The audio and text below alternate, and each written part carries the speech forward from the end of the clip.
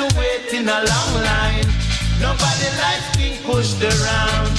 Everybody wants a family protected. They want to express themselves. Everybody wants to live forever. Look at me, I'm ain't ahead of me. Don't believe everything you hear. This is no time to fight each other. What we need, what we need. Solidarity. Solidarity. Oh, solidarity. Solidarity. Oh yeah. Solidarity. Solidarity. Solidarity. Solidarity. Solidarity. Solidarity. Solidarity. Hey people.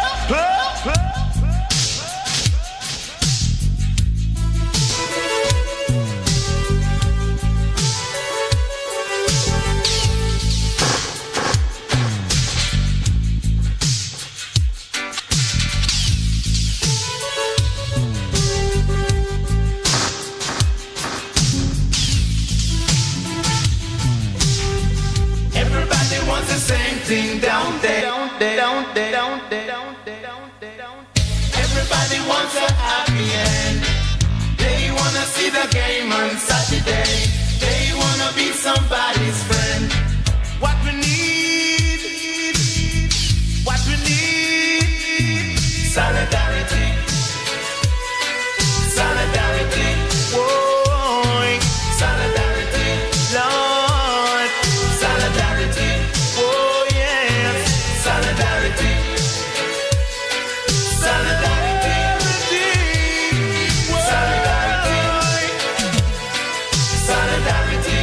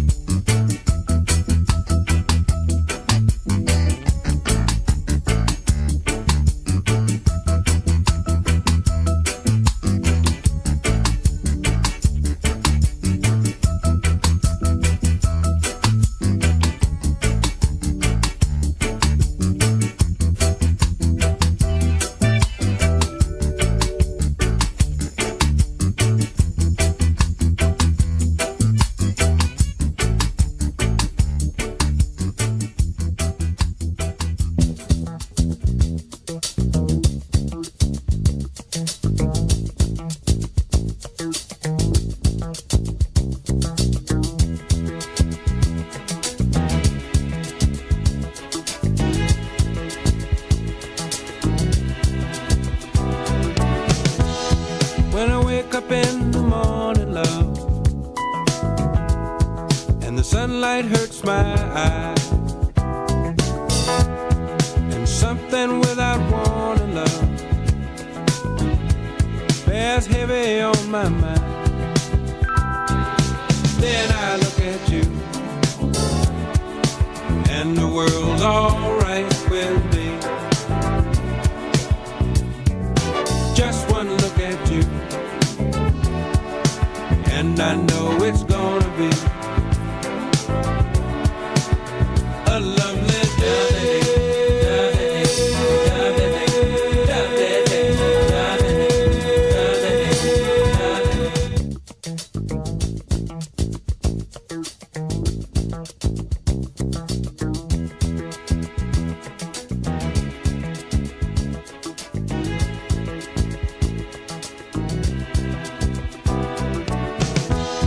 When I wake up in the morning, love, and the sunlight hurts my eyes, and something without warning, love, bears heavy on my mind. Then I look at you, and the world's alright with me. Just one look at you, and I know it's gonna be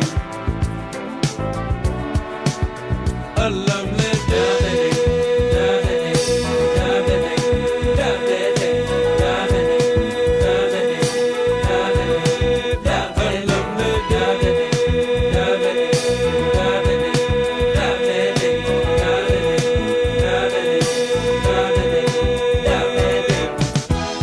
When the day that lies ahead of me seems impossible to face, when someone else instead of me always seems to know the way, then I look at you, and the world's alright with me. Just one look at you, and I know it's gonna be a lovely day.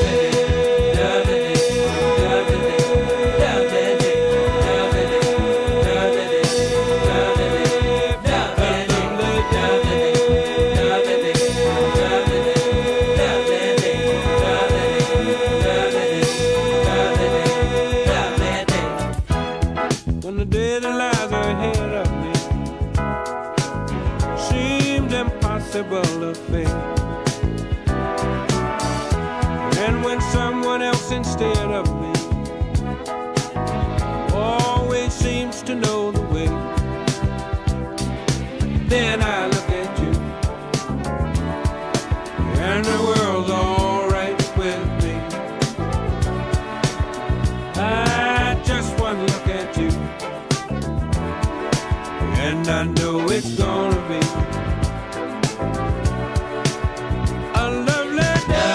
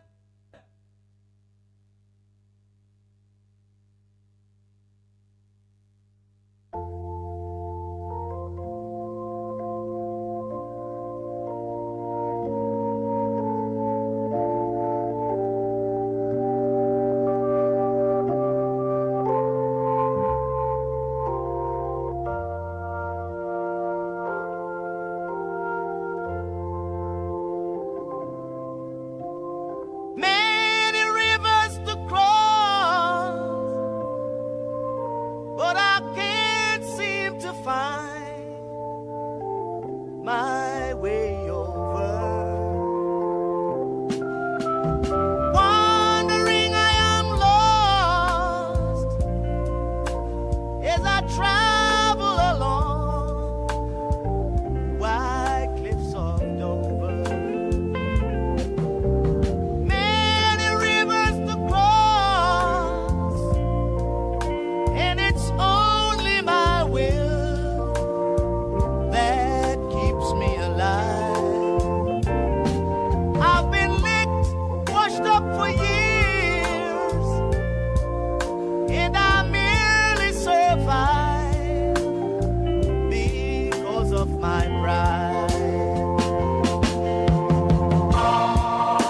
But loneliness won't leave me alone. It's such a drag to be on your own. My woman left and she didn't say why. Well, I guess I have to cry.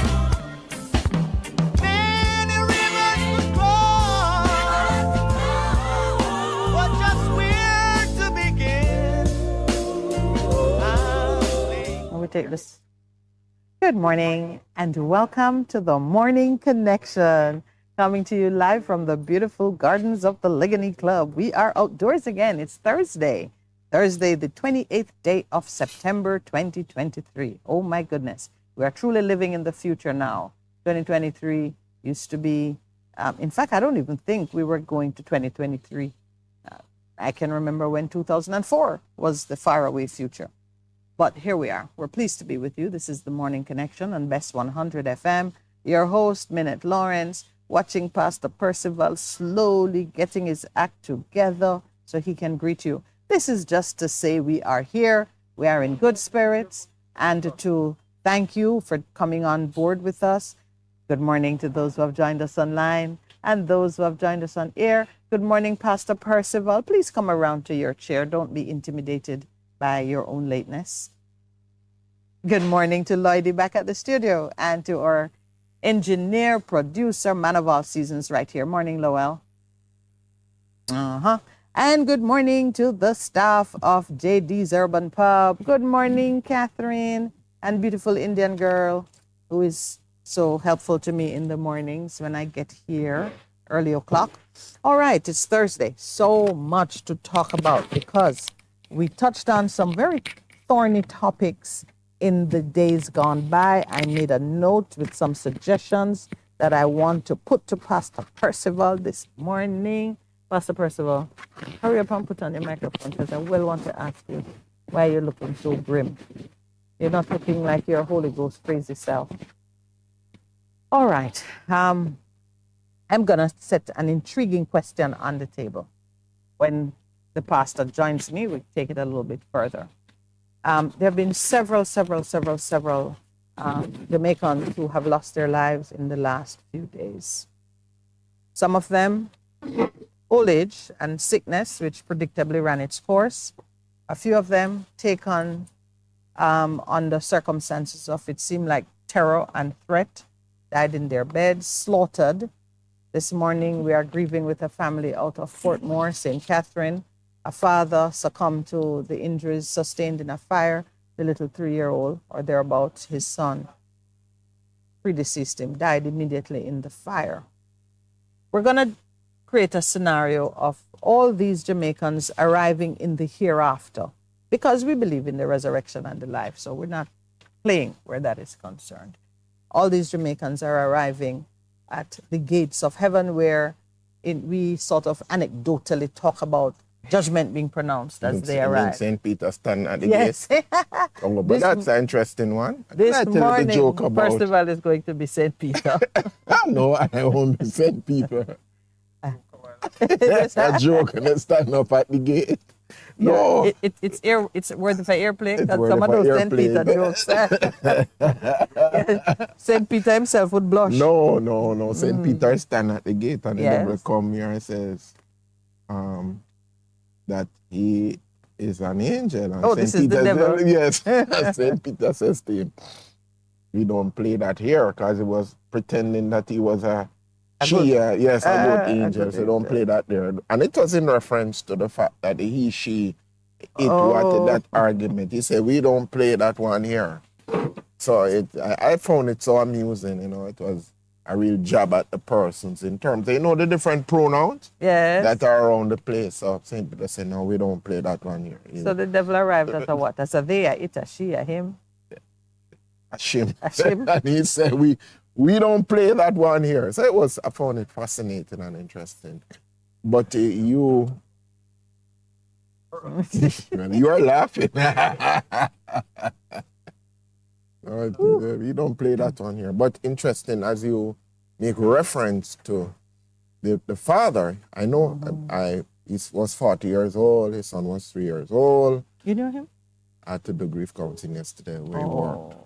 And it was close to home. So after, when I left studio yesterday, I got a thing on my phone. Can you please? Yeah. And interestingly, he had survived the attack and what had happened, how he was caught this way, protecting his son when the place was firebombed. It was firebombed? It was not accidental? No, it was arson? It was firebombed. All right. Okay. So it's the bloodletting continues in Gregory Park in terms of what has happened. So, yes. Some of the connections we made. And so yours truly had to go and do the grief counseling. How much of the grief is transferred in the course it's of a lot, because what happened that some persons had known him for a very long time. And so he was like a son to a couple of the persons who were there. So yeah. But it's hard. It's hard. It just brings home, because we had the 4 in Crawl. We had the little girl that was murdered by her, the 27-year-old who tried to kill himself, who raped and then killed her, and then tried to kill himself. We had that father and son. Are you adding it up? I'm trying. Yeah, because it's been tremendous. And some of it is. Remember, we prayed yesterday about the Crawl one, but it's hard. It's hard. It's very, very hard for us as a people, as a nation, when it seems to be just going on. Like we're becoming unhinged. Like how you say, becoming. Becoming. Yeah. Yeah. It's here. It's here. I remember sitting at this table and seeing, we were talking about the death of that young architect who had been killed in a very military execution style. Yes. And I saw something crawling to Jamaica, just winging its way from Haiti. And one of the things that, you and I know it, when you are resisting evil, there's a pattern to your behavior that if not maintained, you become the evil you are seeking to repel. There's only one way to resist the devil, and it is with the word of God, the sword of the Spirit. There's really only one way. Any other thing you do exposes you to danger, and there is there is the belief that when you are seeking to address something of that nature, if your spirit is unguarded, it will occupy you.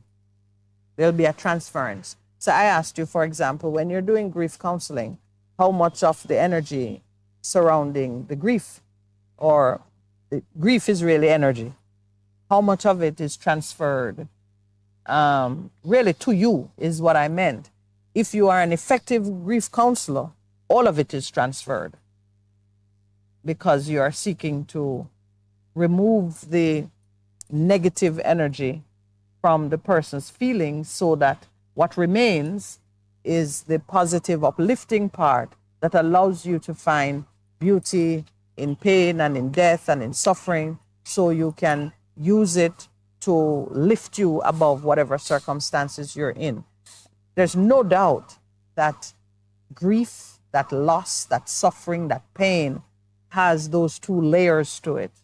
One, which is a necessary part of growth and renewal, and the other, which can become destructive if you don't channel it in a right direction. We who are people of faith believe that when you experience suffering, grief, the emotions which cause the soul to buckle and to feel despair, when you experience those things, there's a place that you lay it. We say the altar, lay it on the altar. We say give it to God. Scripture says, cast your cares on me because I care for you. I will take it. And because I have an inexhaustible capacity for all things, when you give it to me, oh, you don't need to worry what happened to it. One of the things that it says weeping. Weeping is a part of who we are. Human as experience. Human experience. And it is instructive that God has wired us that way, that if something shocking or sudden happens to you, you weep. You can weep for joy. You can weep when there is pain. Great pain. And it says weeping. That's your relief valve. Yes. Weeping may endure for a night, but your joy comes in the morning. And when we speak of the joy of the Lord becomes your strength. So as you says that there's a way, it can engulf you. Because I've known of persons that have grieved for years. Remember I told you about the gentleman that I encountered, whose daughter had died tragically. 21 years ago or something like that. And I saw all the paraphernalia, and I was offering words of condolences to him. And he began to tell the story. I said, when did your daughter pass? And he told me the time, and I was... And you immediately start to counsel him? To let it go, my brother. No, I didn't. I was taken aback because that was like 10, 15 years ago. You were stuck in time. And that is what happens to us a lot of times. But just to go back to your point, in grief counseling, the whole thing is to help people to process what has happened, to say to them, the way that you are feeling, there's nothing wrong with how you are feeling, but no, it's a part of the process. Some people grieve quickly, some people grieve for longer periods. But like for that gentleman, we call that psychopathology, in terms that there's something wrong when you've held on to. So I said to him, so you need to get some help in terms of it. And even last week, the similar thing was happening to our guest in terms of the grief that he was feeling and the prayers. But to allow for the process to happen. There are different models in terms of how we grieve that we work with, in terms of different... Oh, you mean how you counsel? How we counsel people, Okay. the model of... Because I don't choose a model for grieving. I say, well, my mom is gone. Oh, no, I won't say that. My mom is very much here. No, I'm just My saying dad is it. gone. Yeah, but I'm in terms of how you deal with it. Yeah, so it's the And I counseling. think that helps us because even in terms of the physiology of joy and laughter, I say to people, it's so important that you try to remember the individual in a happy way. Yes. Because that helps you in terms of the process of grief. And And if he was a real miserable, mean-spirited person, there must be something good. well, you ought not to be grieving. No, they still grieve. You still grieve for There's still the shock.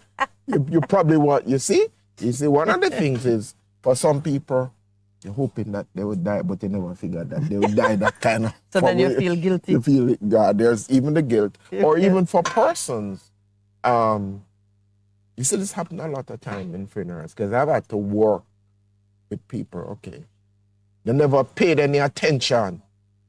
They never paid any attention to their parent when the parent was alive, Right. in terms of Giving the care and giving love the care that's and love. needed. But when the person is died, they're going to pour all of this money, this expensive thing, and some people, some family members say, no, wait. Don't come here And with it.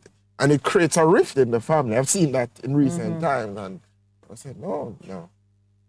We called and we said, mama or dad needed this. Some like simple things like incontinence, diapers, because And them was asking them, and them say, all right, all right. But when the person died, that person wanted to take over and to do this big splash and this. And I said, no, it's all right. I'm going to ask you this, Yes. Percival. Yes. What would be wrong with letting the person waste their money? Because the people said, no, it's an affront to No, the no. memory. I'm asking you if you were, it's No. an affront to whose memory? To, Can't be the dead person. not to Can't the be dead person. have No, to the persons who are there. And because they are grieving to, and them say, no, this outlandish outlay of cash now. And you could have helped in terms of mom, dad being much longer. But isn't that kind of like a vengeful, spiteful? Yes, I know. That's part of it.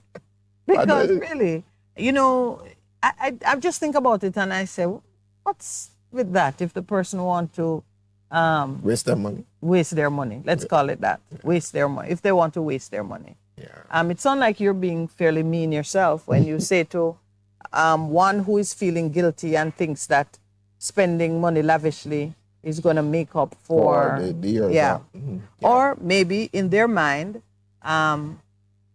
you all were there doing what was needed at the time that it was needed. I couldn't be there because we have a way of judging people who don't show up.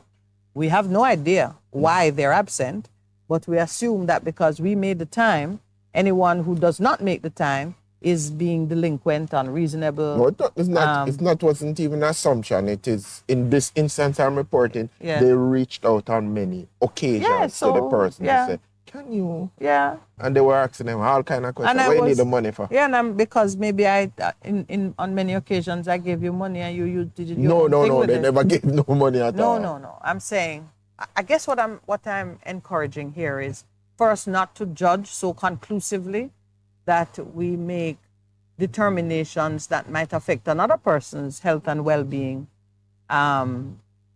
in a manner that brings nothing to us. Suppose now, for example, the person had been, look at our guest last week who said one of the things he was doing was he had some ambitions to do various things for his mom. Did what he could while she was here, but his real desire was to do some big things at a point in time when he could afford it. There are some people who are saving up to do what they think is what they call a big thing. And they miss the little things in between, but they say the end justifies the means. And then they are cheated of the opportunity to do their big thing. And when death intervenes and they say, well, all right, all that I was saving up, let me do something grand in honor of my parent. And it is also as a means of just settling my own anxieties and guilt, yes. And then they show up with their big gift, and the others who were there day to day, wiping the floor, washing the body, please says, no, you were not here to do the grunt work. We want nothing from you. When in fact, what the person is doing is not for those family members. It is to honor their parent and also to settle maybe a covenant that they had made with themselves. That's what I'm talking about, because we are told, do not judge. We don't know what's going on in a man's heart when he don't show up, maybe when he doesn't do what you think he should do. And there are many situations when people allow pride to cause them to behave in a manner. They would rather you think that they are mean than they just say to you, you know me not have the money? Look at Percy thinking deeply as Minett defends mankind. I'm just thinking about it and saying, Yeah. which is a trap that a lot of people Yeah. get caught into. Yeah. They have this major goal in mind, but in getting Life. to the goal, they're not enjoying the journey, and they get to the goal and they say, this is what this is really Life about. intervenes and then lose out on so much. So I like what you are saying, but my Yeah. counter to that, Yeah. to persons out there, is this major The the goal. greater thing for you is the journey, not the destination. Yes. Yeah. Always. Always. Always. So a lot of yeah. us are missing the journey and what God is seeking to do for us and through us, and we only focus on that one goal and we miss in We, the we end. missed the getting there. We miss the getting So, there, yeah. while we- And just to close, I say to Yeah. my children all the time, when they were in high school, I said, enjoy it, you're not gonna come back here. You not, and I'm just switched. You're not Come gonna back here, I'm not paying for it. That's really what you're saying. I'm not even saying, I'm saying to them, maximize your high school experience, you know.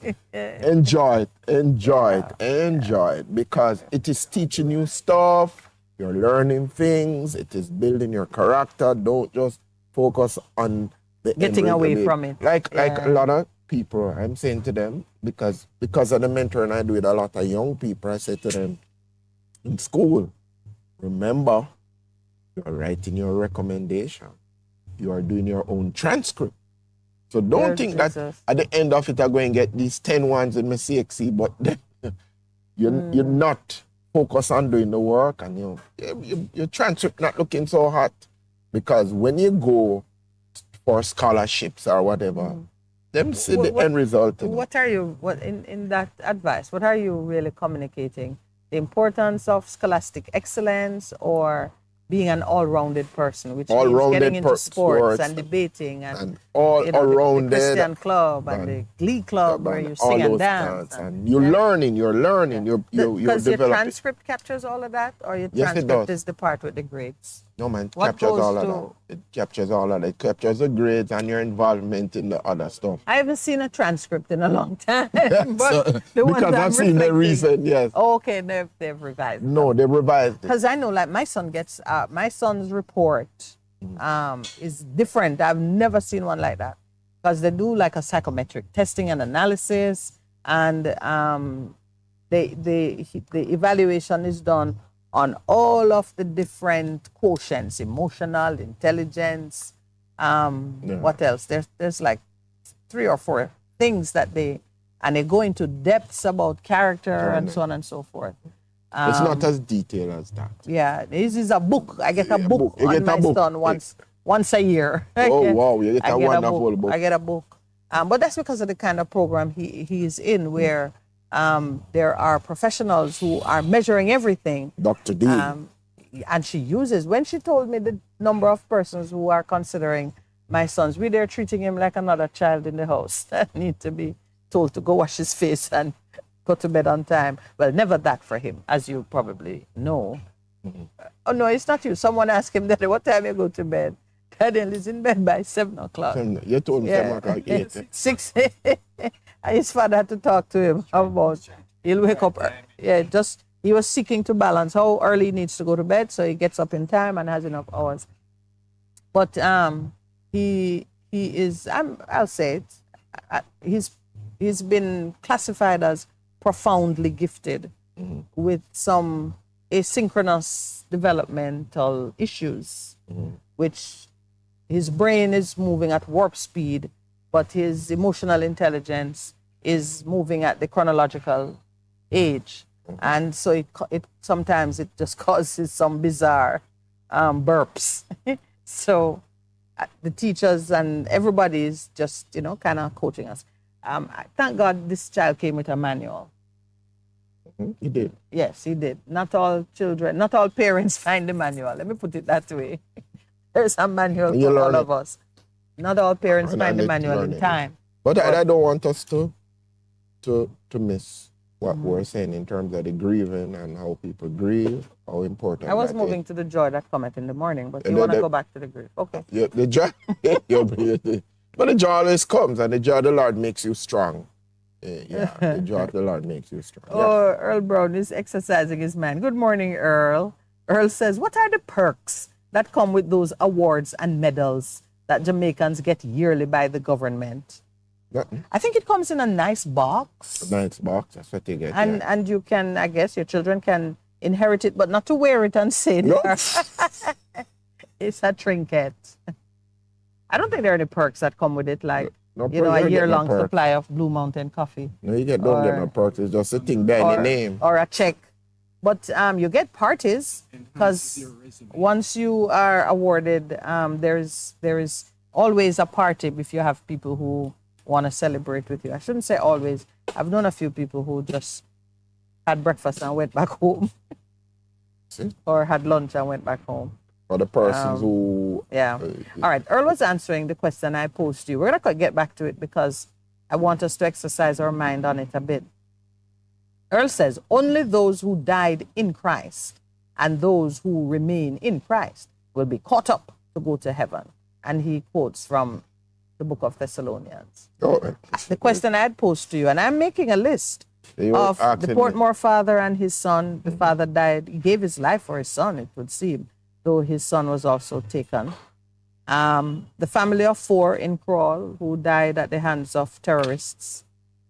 The 2 8-year-old girls. I haven't heard what the situation is regarding the little girl who was found with a plastic bag over her head. The father saying, the stepfather, I think, just noting her absence. He had sent her in the house to put on her shoes, and when she didn't come back, he went to check and found her on the floor with the plastic bag over her head. She had come out with a plastic bag in her hand to go somewhere. That is the account in the paper. But she didn't have her shoes on. And he sent her back to put her shoes on. And time passed. She didn't come out. He went to check. The door was open, the house, she was on the floor, no intruder in sight. The little girl was dead. No report as to whether her body showed signs of molestation or trauma. Just a plastic bag over the head. Which is one way that people commit suicide too, by the way. Yes, I know that. Yeah. But, so from you said, go on, go on, put on your shoes, and you go in a plastic bag, and what was the time frame? Yeah, those nitty-gritty, that wasn't offered, how long, but just long enough for him to say, where's that bag? And he was not alone, because the report suggested that someone was there with the father. The stepfather, like he was a carpenter or something. He was doing something. It was not alone. 8. Oh. We lost two 8-year-old girls within the same time span. You need to tell me, Percy, what is the significance of the number 8 in the new beginnings in the demonic world? So somebody trying to start over again. There's something going on where 8-year-old girls are being taken, especially. Yeah. So, and then there was the young girl in St. Anne. We're hearing a lot more about her than about the one in Portland, but such is the nature of things. We're going to take the break now because it's 7 o'clock. When we come back, I will exercise Percival's newly acquired professional skills. A difference you can hear, a difference you can feel. Bess FM, keep listening. You're simply the best, better than all the rest, better than anyone I've met. You're simply the best. Bess FM, 100 on your dial. Keep listening.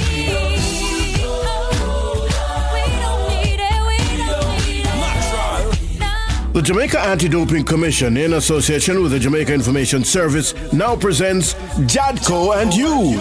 In this edition of Jadco and You, we'll focus on the spirit of sport values and the importance of fair play.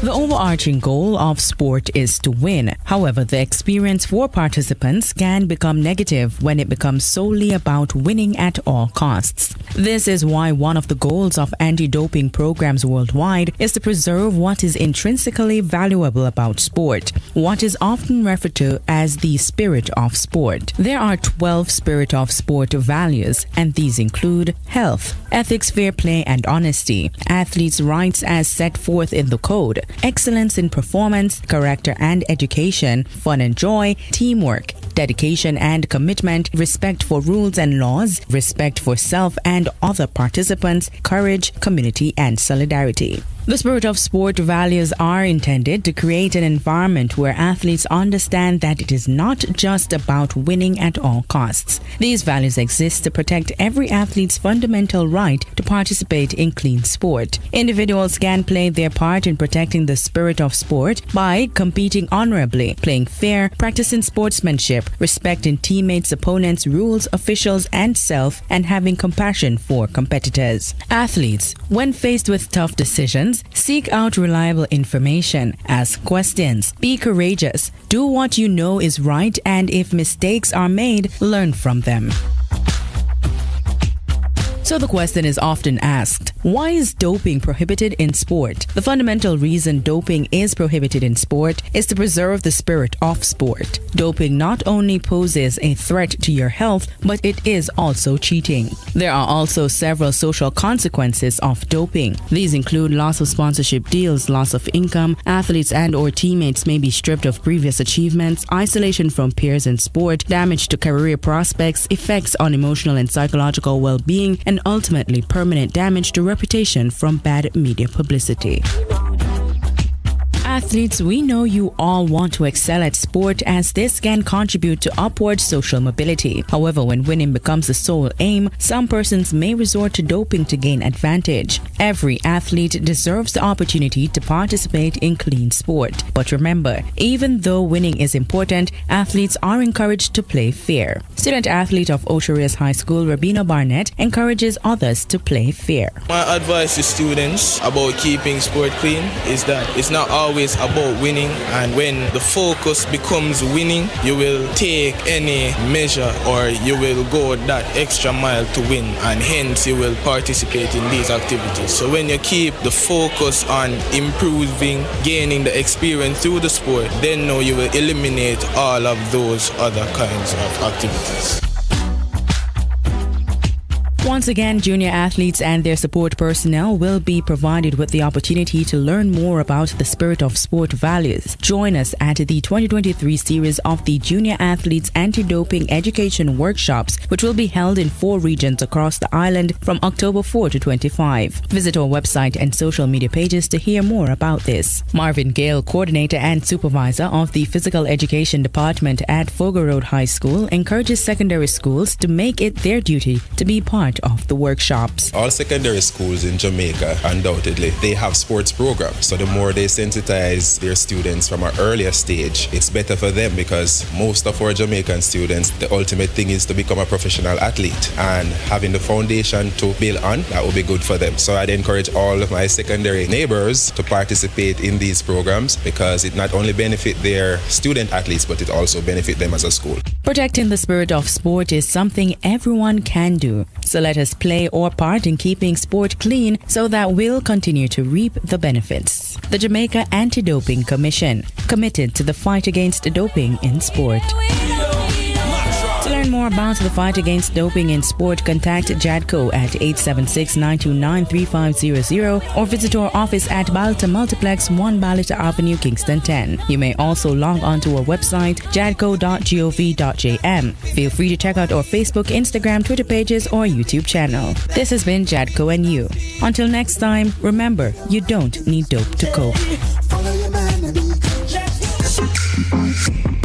A production of the Jamaica Information Service, the voice of Jamaica.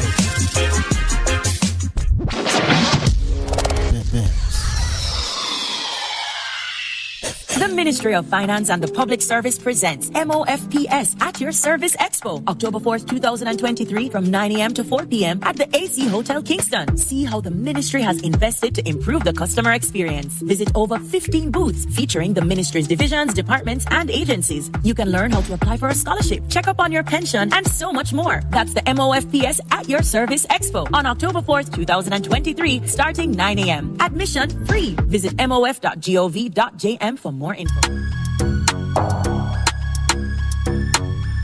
Are you in search of genuine shocks, power steering pumps, engine mount, fender liners, strut mount, front end parts, engine parts, electrical switches, sensors, and so much more for your Honda Ridgeline vehicle? Well, look no further.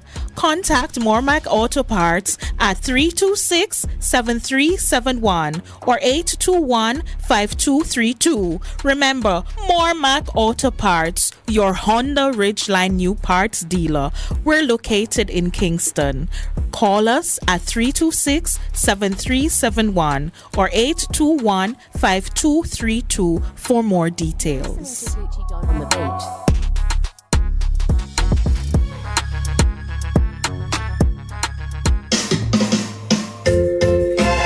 Having trouble getting parts for your Mazda? Maljam Auto Parts is your solution. Find Maljam at the new and convenient location off Upper Walton Park Road at 9 Kingswood Avenue. Maljam Auto Parts, with over 25 years experience, providing all Mazda parts, new and used. Call 923-4389 and 461-1786. Maljam Auto Parts, serving your Mazda needs. What should a taxi service do for you? On-Time Taxi Service is more than just a ride to the other side of town. They offer clean and spacious vehicles, reliable service, and promise to always look out for their customers. They'll come when you call and take you where you want to go on time. Need a cab from anywhere at all. You can call us at 926-3866. We are something special on the road. For a better choice in all your electrical supplies, A, authorized 3M dealer and better brand names. B, better service including free island-wide delivery. C, all major credit and debit cards accepted. It's ABC Electrical Sales. Shop number 8, Hagley Park Plaza, Kingston 10. Open Monday to Friday, 8 a.m. to 5 p.m. Saturday, 8 a.m. to 4 p.m. We make your electrical jobs as easy as ABC. Call 754-382-528 or fax 754-3659. ABC Electrical Sales, for a better choice.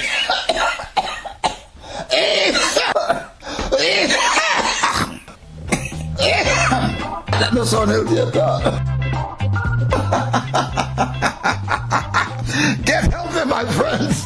Stay balanced. Tune into this station, Bess FM 100, every Saturday morning, 8 o'clock to 9, for this wonderful program, Your Health Today, with me, Dr. Clarion Palmer. Yes, get healthy, get healthy, get healthy. Stay balanced. Bess FM 100, Saturday morning, 8 o'clock, with me, Dr. P. Get healthy. Here we are, standing in your presence.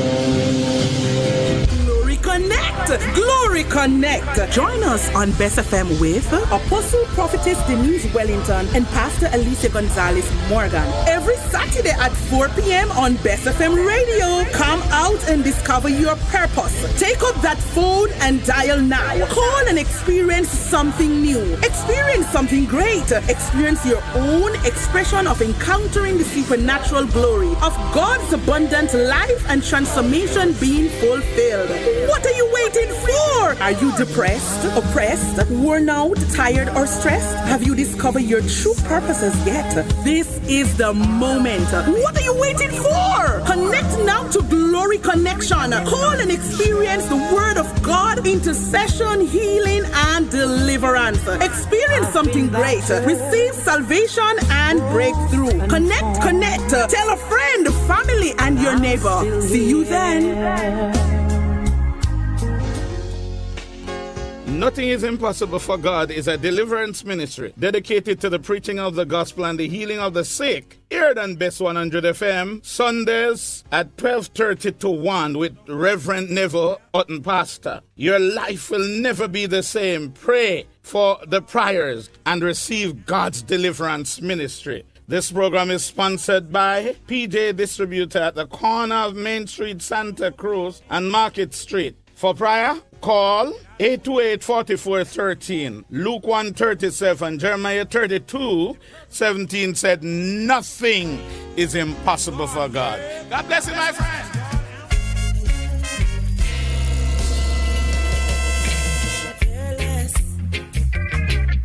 And love more, 'cause you open up the door. Live, camera, volume. Live It Up Fridays on Bess 100 FM, 10 a.m. to 2 p.m. with I, Ibi Lion, each and every Friday, giving you the better vibes heard everywhere.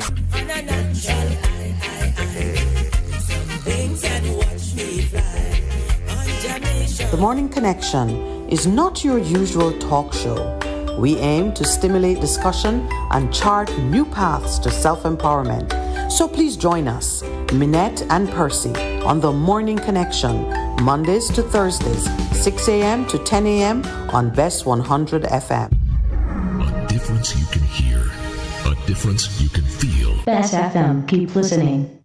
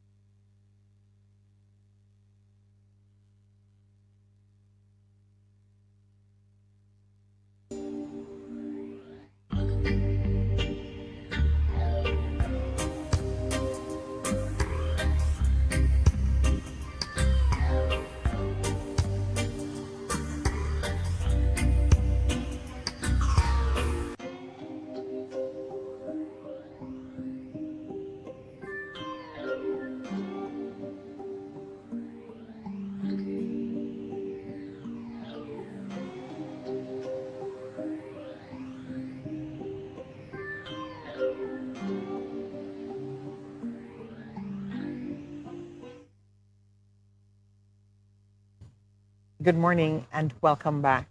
So, not to speak ill of the dead or do things which are not within our remit, but wanting to teach something this morning, I made a note to ask to invite Pastor Percival into a certain discussion so you and I could exercise our mind and learn a little more about the heart and the mind of God concerning the affairs of men.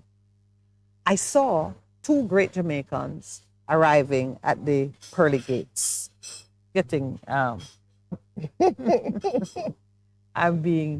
I'm just being creative with my imagination here. Because the truth is we always see this, that people come to the gate and it's St. Peter standing up there because he's the person who they says upon this rock, and so he's the guardian. He's the guardian there. Right. So we're arriving. Arriving from Jamaica, a prince of the nation, a king, really, one who lived a full life, contributed at the highest levels, many national honors to his name, has left monuments that mark his time on earth. Yesterday you observed that all the mourners seem to do full-page ads. The Gleaner is doing well from the grief of the nation. A prince, one of our own, is now arriving at the pearly gates. Right behind him, a convicted murderer, one who has spent over 30 years behind bars. His contribution has been to serve the needs of the neglected, the forgotten, prisoners who have struggled with mental health illnesses, prisoners who have no one sending food, money for them, who lack society, love, and care. One who has used his voice to champion the cause of the forgotten, taking things to court, fighting for proper nutrition and care for the ones who are behind bars. Himself recently released, diagnosed with a fatal illness, now at the pearly gates. So now I'm asking Percival to just walk me through well, the first thing the kind of evaluation of life that one could receive. And I thought to myself, I do not believe there are many conversations in which the late Danny Williams and the late Linton Berry would be standing shoulder to shoulder. Even my putting it forward some may say it is sacrilegious, that it is disrespectful to the memory of the man. That at the time of his passing, I am even positing a discourse on how each of them would be received on the other side of this life. But I am one known for boldness, so here I go. So you're going in your boldness by yourself. Your turn. Your turn, Percy. Walk with me, Percy. Say that out loud. Say that out loud. You Say go it again. alone in your boldness. I'm not following back at you this morning. No, you're supposed to be beside me. I'm not looking behind. I am shoulder to shoulder with you. You know, it's interesting that you say that, and you go. You're finding scripture. It's something that when I do funerals, I share on. It's the parable of the rich fool. Someone in the crowd said to him, "Teacher, tell my brother to divide the inheritance with me." Jesus replied, "Who appointed me a judge or an arbiter between you?" Then he said to them, "Watch out, be on your guard against all kinds of greed." Is that in Luke? Luke 12. Luke 12. Life does not consist in an abundance of possessions. And he told them this parable. The ground of a certain rich man yielded an abundant harvest. He thought to himself, "What shall I do? I have no place to store my crops." And he said, "This is what I'll do. I'll tear down my barns, build bigger ones, and there I'll store my surplus. And I'll say to myself, you have plenty of grain laid up for you. Take life easy, drink, and be merry." But God said to him, "You fool. It's very night. Your life will be demanded from you. Then who will get what you have prepared for yourself?" But Jesus makes a very interesting statement. It says,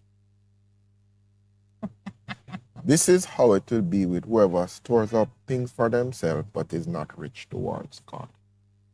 And the question is, how do you become rich towards God? Yay. How do you do things here that puts you in a place that when St. Peter in your example is there. And may I just add that Earl Brown wants to know if Peter is standing, does he have wings or not? That's an important question for you to address. Oh my Lord. Does he have wings or not? People want to know. I don't know. I just think people just come up with this thing, because it would mean that St. Peter has become an angel. Well, I was going to say, let's be accurate. St. Peter is not an angel. St. Peter is not an angel. He's a man. He's a man who... enjoying a resurrected body. Right. And Jesus in his resurrected body never had an angel because...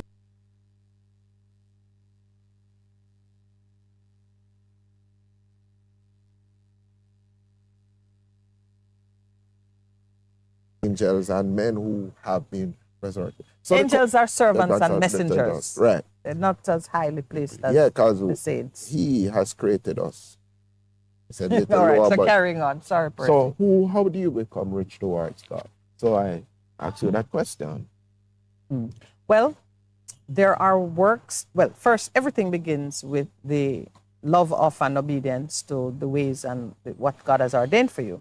So while you're on earth, your challenge is to bring yourself in alignment with the will of God for you, because he says before you were born, there are some great works that he set aside for you to come into the earthly realm and perform. So being rich towards God would comprise each individual bringing themselves into knowledge of what has been ordained for them to do, purpose, and then doing it to the level of excellence that you would say, I have won my race. Okay. And somebody says being rich towards God is to be rich in good deeds, rich in generosity, and rich in relationships.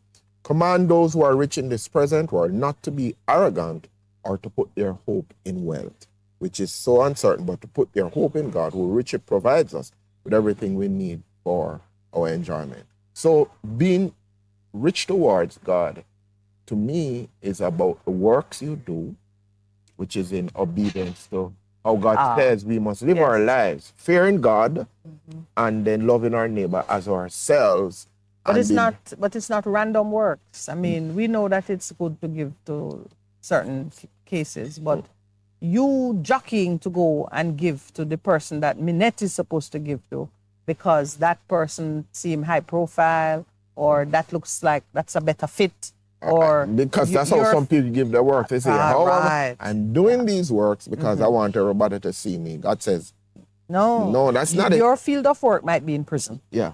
But you don't really want to go in that place because it smells bad and the people might attack you.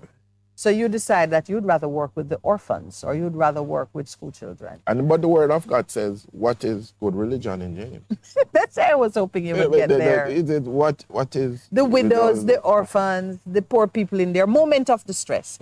In their moment of distress. Not when they have been refreshed and revived and on the uprising. And it is interesting. Catch them when they have need for you. It is it is interesting that some of the questions that we are asking in the Word of God, He tells you what is good religion. James clearly outlines that. And when you go through the Old Testament, especially in Isaiah, what does God say woe to people about? People who are ripping off them fellow man. That is why it is so important that you are rich in your relationships in terms of how you are treating your fellow man. Woe to him who has So we still have two people at the gate tonight. We cannot take too long. Although they're in eternity, but you and I still have but what I'm saying so is that we're setting the framework in terms of how it is that God judges what you do. Yeah. Because it's not a secret. He has laid out us, and that's, I'm taking. That's what I want you to draw on. There is the story, another one of Christ's parables about Dives and the rich man, Lazarus. I'm sorry, Lazarus at the gate of the rich man. I'm drawing you there not because I believe that there was somebody wanting attention at a certain rich man's gate. There's always a rich man and a gate and a poor man. But because I want you to talk about, in your giving, what is the measurement of your giving? Is it how much you've given, the impact it has had, how much you retain? What is the measure? And what are the guidelines that we could draw on to say you have two persons who have given?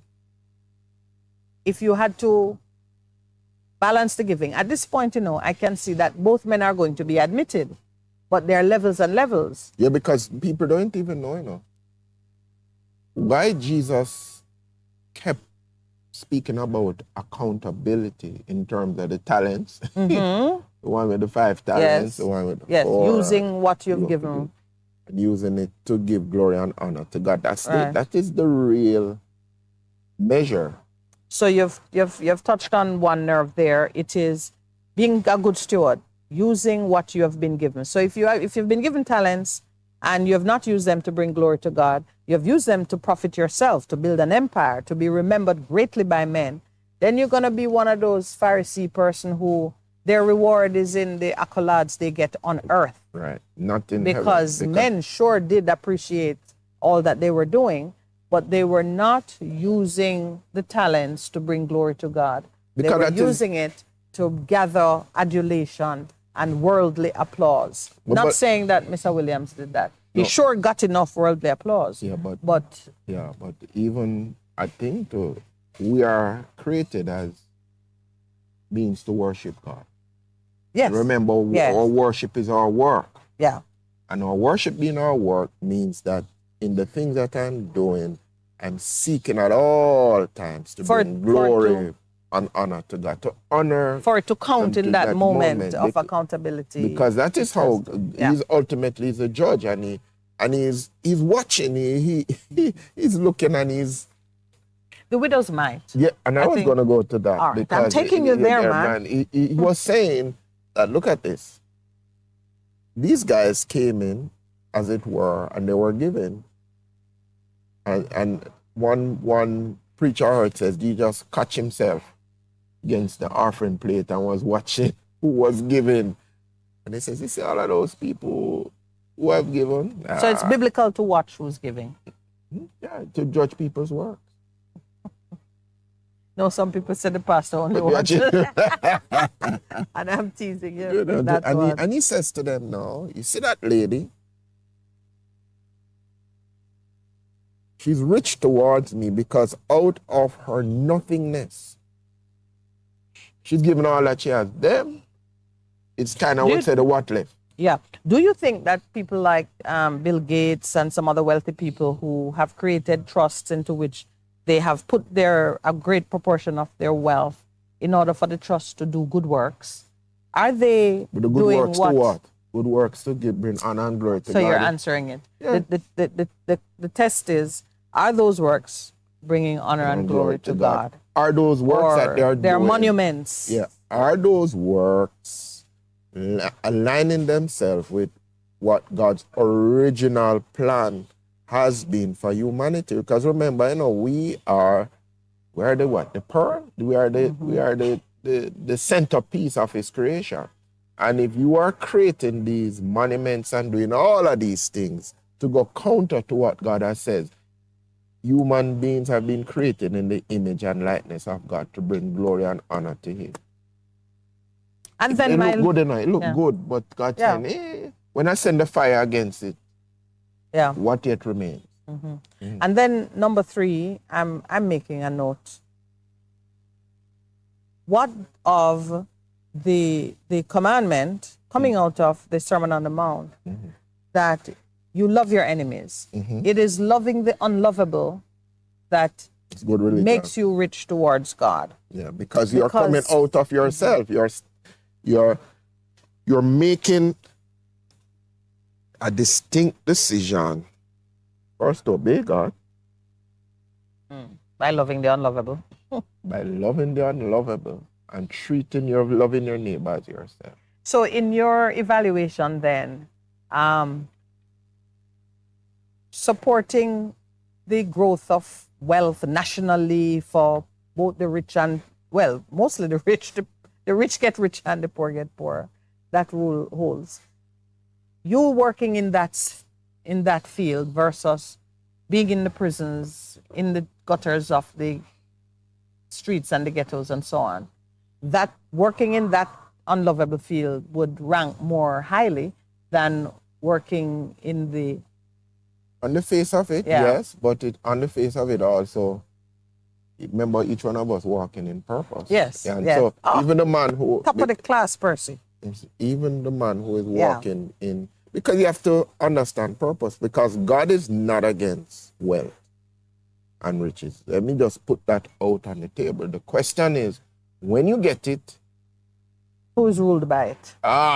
Which is what the question where I started in Luke 12 was about being rich towards God. Because it's not that God was saying in that parable, hey, not wrong with the wealth, but the man's priority and the man's focus and the center of his worship was about himself and not about God. Because it served God versus mammon. Again, the scriptures just come to back. Your evaluation. All right. So Percy is acing it. Let's take a break. I'm going to find a question that will make him struggle when we return. The station that makes you feel good. I love the station. I think it's great. My station. Moving. My station. Moving. Keep it right here. Keep it right here. Bess FM. Keep listening.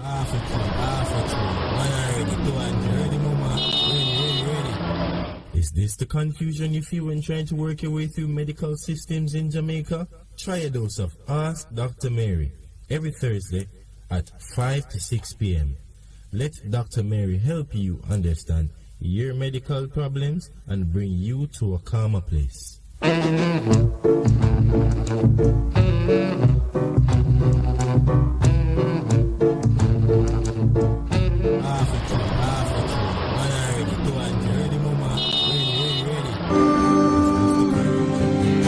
we are standing in your presence. Glory Connect! Glory Glory Connect. Join us on Bess FM with Apostle Prophetess Denise Wellington and Pastor Alicia Gonzalez Morgan. Every Saturday at 4 p.m. on Bess FM Radio. Come out and discover your purpose. Take up that phone and dial now. Call and experience something new. Experience something great. Experience your own expression of encountering the supernatural glory of God's abundant life and transformation being fulfilled.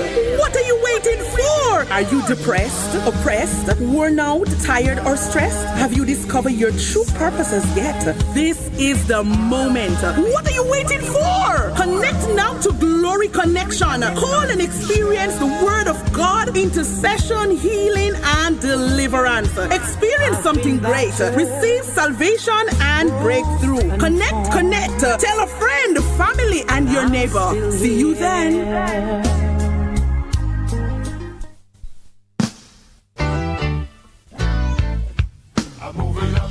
Bess 100 FM presents the Mature and Moving Up Show with Lascelles Butch Chen on Thursdays from 6 to 9 p.m. Welcome to this pioneering radio program on our continuing worth in our maturing years, compellingly defined to educate and liberate the younger generation. Tune in and welcome. Make an impact on your career. Earn real money. Get 3 to 4 local and international certification in practical nursing and early childhood education with free CXC or CAPE subjects in 6 to 12 months at Distinction College, located at 26 Hagley Park Road, Kingston, 6 Nugent Street, Spanish Town, and Ocho Rios. Earn global certificates in 3 months in geriatric nursing, phlebotomy, childcare. We have the lowest school fees around. Classes begin very soon. Call us 356-4167. Are you in search of genuine shocks, power steering pumps, engine mount, fender liners, strut mount, front end parts, engine parts, electrical switches, sensors, and so much more for your Honda Ridgeline vehicle? Well, look no further. Contact Mormac Auto Parts at 326-7371 or 821-5232. Remember, Mormac Auto Parts, your Honda Ridgeline new parts dealer. We're located in Kingston. Call us at 326-7371 or 821-5232 for more details.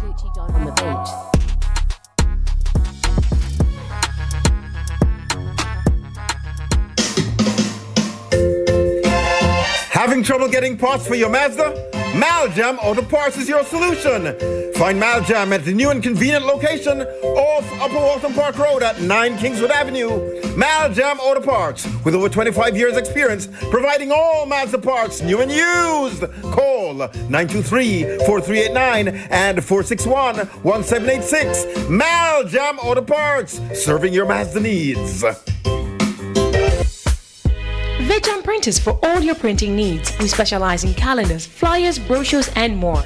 Call us today at 968-7506. That's 968-7506. Or visit us at 4 East Bloomsbury Road, off Hagley Park Road. Vijam Printers, your best choice in printing.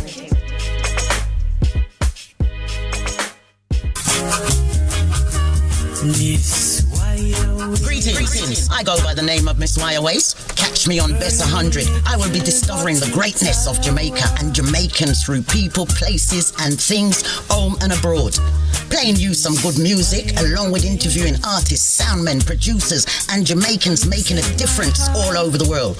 So catch me between the hours of 10 a.m. till 2 p.m. Monday to Thursday on Bess 100 FM. One love. I saw you stepping from across the street, smiling happily with everyone you meet. Bess 100 FM is the authentic voice of Jamaica, promoting your prosperity with better vibes and better music. Let us promote your goods and services for you. Advertise with us. For more information, call our office at 876-276-8935. That's 276-8935. The Morning Connection is not your usual talk show. We aim to stimulate discussion and chart new paths to self-empowerment. So please join us, Minett and Percy, on the Morning Connection, Mondays to Thursdays, 6 a.m. to 10 a.m. on BES 100 FM.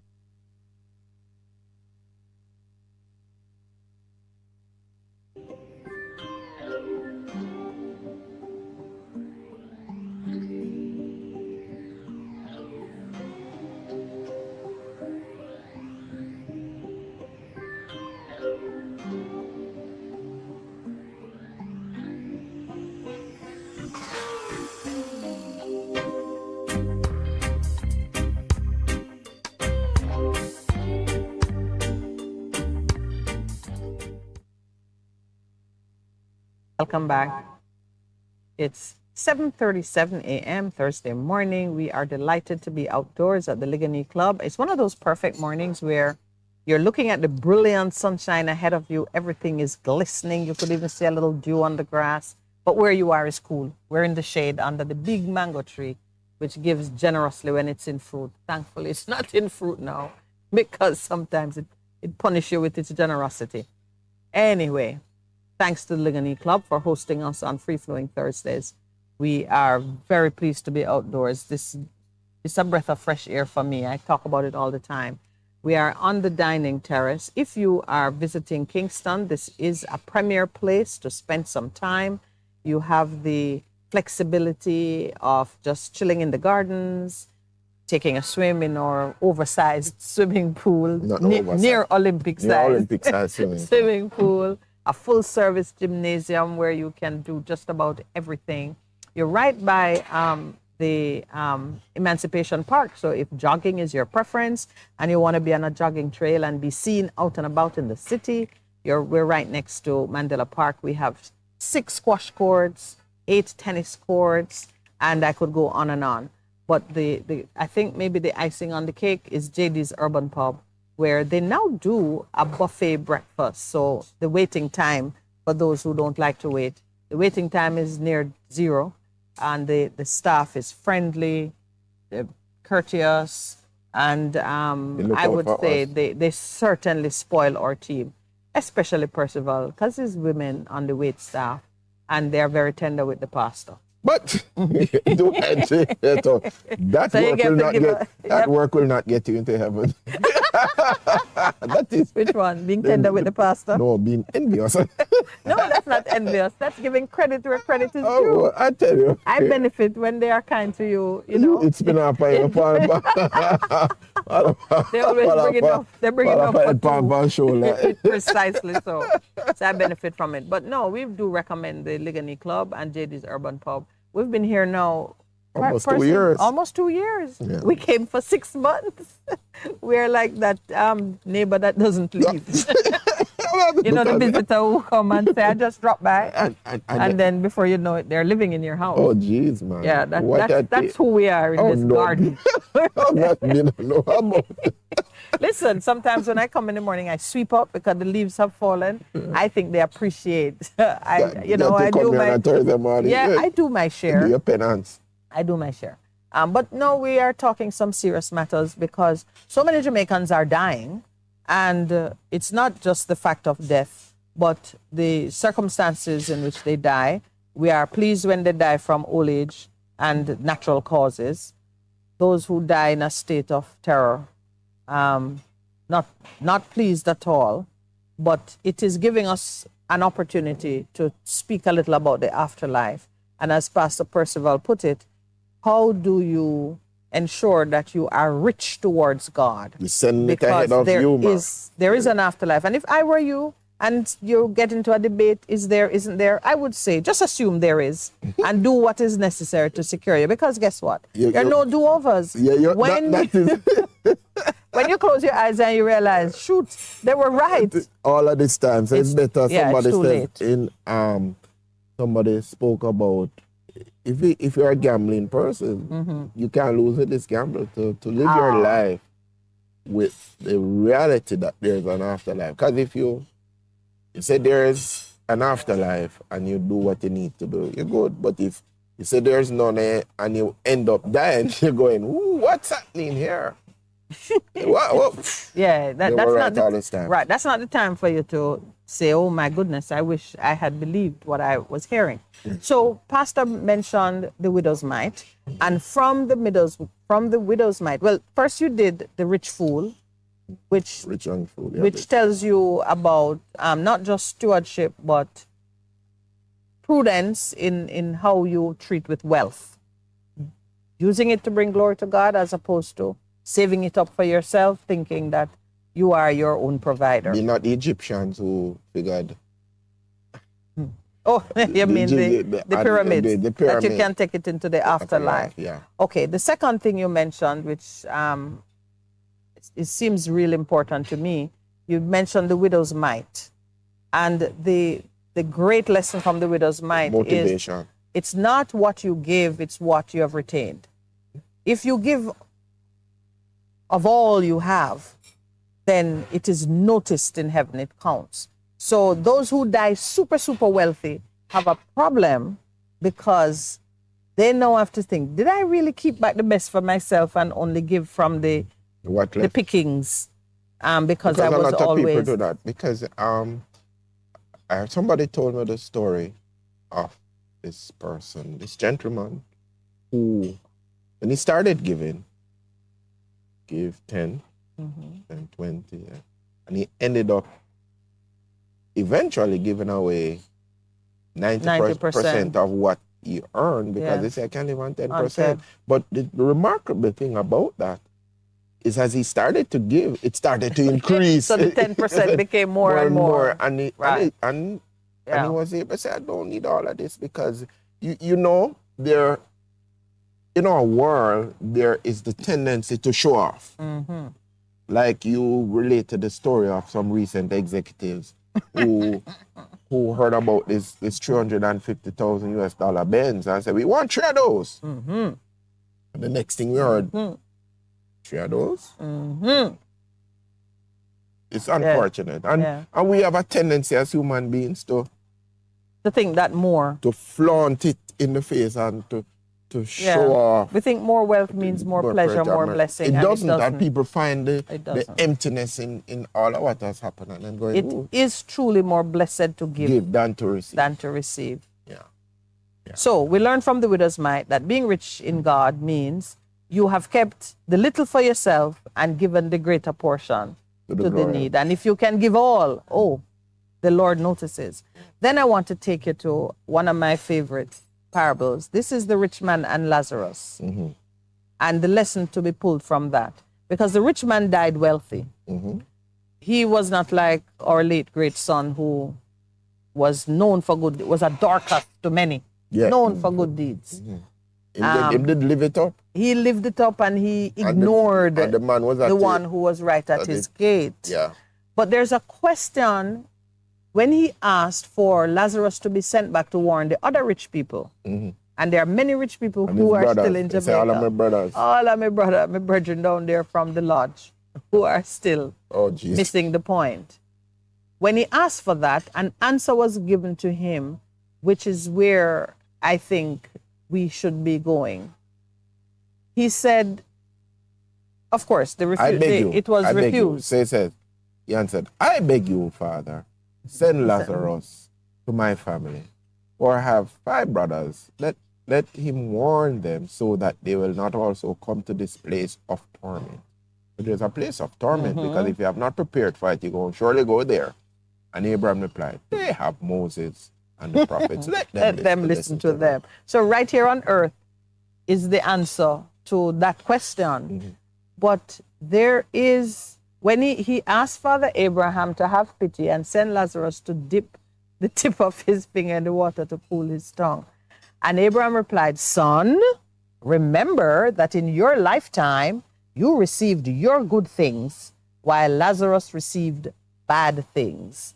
But now he is comforted here and you are in agony. Now that tells me that the more good things you receive, you should be like saying, hey, let me just look for some punishment here because I don't want it to be said that I got all my good things in this realm. There no suffering. It is really to emphasize that there is value and virtue in how you deal with suffering. And in how you deal with the things that And you have. in how you deal with the things you have amassed. Yes. Yeah. And what to do with it. Yeah. So like Mr. Berry, who spent 31 years behind bars, living as a prisoner, doing his good deeds in that field. And he would have said, boy, I'm rich, so, but then... Because he was wealthy and a man of substance. Before. Yeah, and then it shifted. Then it went into that area where he had to do his work for 31 years. And he was so very impactful there. Yeah. It is just the balance that we need to have in terms of how we live our lives. And as I keep saying, how do we become rich towards God? And God has clearly outlined how you become rich towards Him. I don't want people to get the impression that it's only good works, because the truth is getting there. You have to make sure. All right. I am sensing that we need to send a pair of wings to Earl. You want to send a pair of wings to I'm just having that feeling. In regards to it. I am just having that feeling. Earl has asked like 1,000 questions about wings. No, but I don't want us to miss this. Which one? About the wings? No, not the wings. Oh, all right. So tell him to stop with the wings. No, man. We thought he want chicken wings or something. Probably that's what he want. But I'm just thinking in regards to becoming rich towards God is first sorting out your priorities in terms of your relationship with this God who has made it so easy for everybody to be in right relationship through the finished work of the cross and Calvary. Because if it was good works alone, some would get in and some would get in. But God says, He's leveled the playing field and says, this is how you get in, and then out of that relationship, in response to me, having chosen me as a priority in your life, then everything else sorts itself out in regards to it. All right? Yes. Yeah. Okay. I have, it looks like 4 things from yesterday. Yeah, because, you know, you and I agreed on pursuing certain initiatives as we push for change and for the reformation of church and man's heart, or however. And we've tackled them, and they're having some impact. A few more things came up out of our discussion yesterday that I said I would just reserve it for today. You mean jerk wings?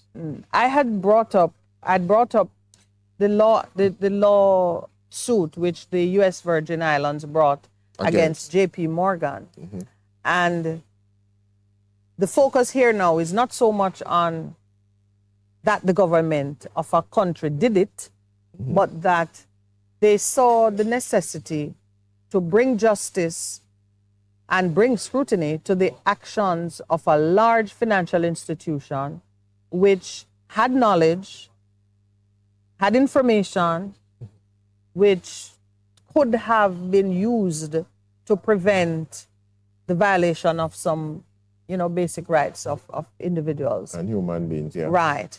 A part of it is that I think J.P. Morgan, after Epstein's death, disclosed to the U.S. government, disclosed to the authorities, information pertaining to over $1 billion worth of transactions. Related to what he was doing? Yes. Are you kidding me? Yes. Trafficking in persons? When they analyzed the financial transactions that would pass through their institution, they saw over $1 billion worth of transactions that ought to have been flagged. I think they brought action, J.P. Morgan, brought action against either the manager or the account handler. They did some internal work because they saw that had proper procedures been followed, these things would have received attention. I'm raising it because right here in Jamaica, we have SSL. Oh, yeah. And we have other things that have happened in the financial sector. Inside?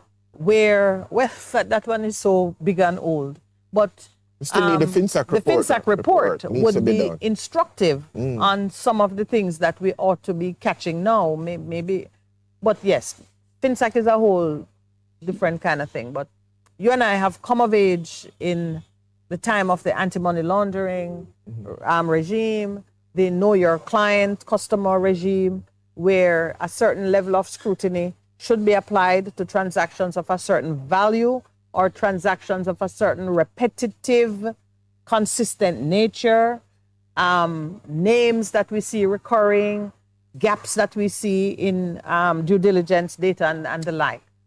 The law requires a number of individuals across a wide spectrum of jobs, industry. The lawyers, the people in the lawyers, bank. real estate, brokers, dealers, anybody who, if you're even just a business that see high value transactions being dealt with cash by the same persons, or there's a way that you can profile things now which should alert individuals dealing with information that FID should receive a phone call.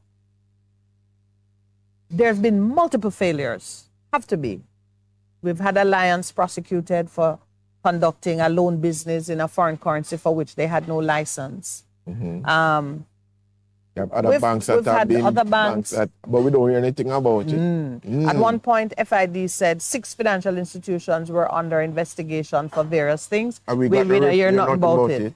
The point I'm making is that when JP Morgan did what they did, they opened themselves up to scrutiny and claims by others, USVI being one, because the man maintained an estate, a private dwelling in the US Virgin Islands, which was being used in this international business that is not a business but a breaking of the law. And they succeeded to get a settlement out of JP Morgan in the sum of $70 million to be applied in a particular way.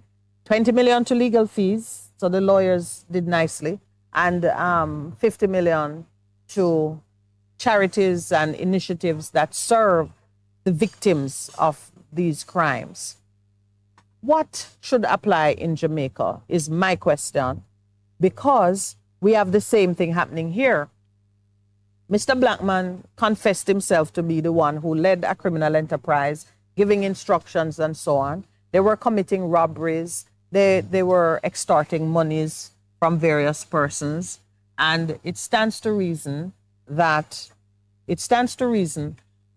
monies were going through various banks that they must have been using the bank. I don't believe that it would have been entirely cash. If it were entirely cash, there are multiple vendors who would have been dealing with them and must have been concerned. They own real estate, they're living in houses, paying rent. There must be a lot of things that should have caused a law-abiding citizen to sound an alarm. What did I write for you then? I'm saying here that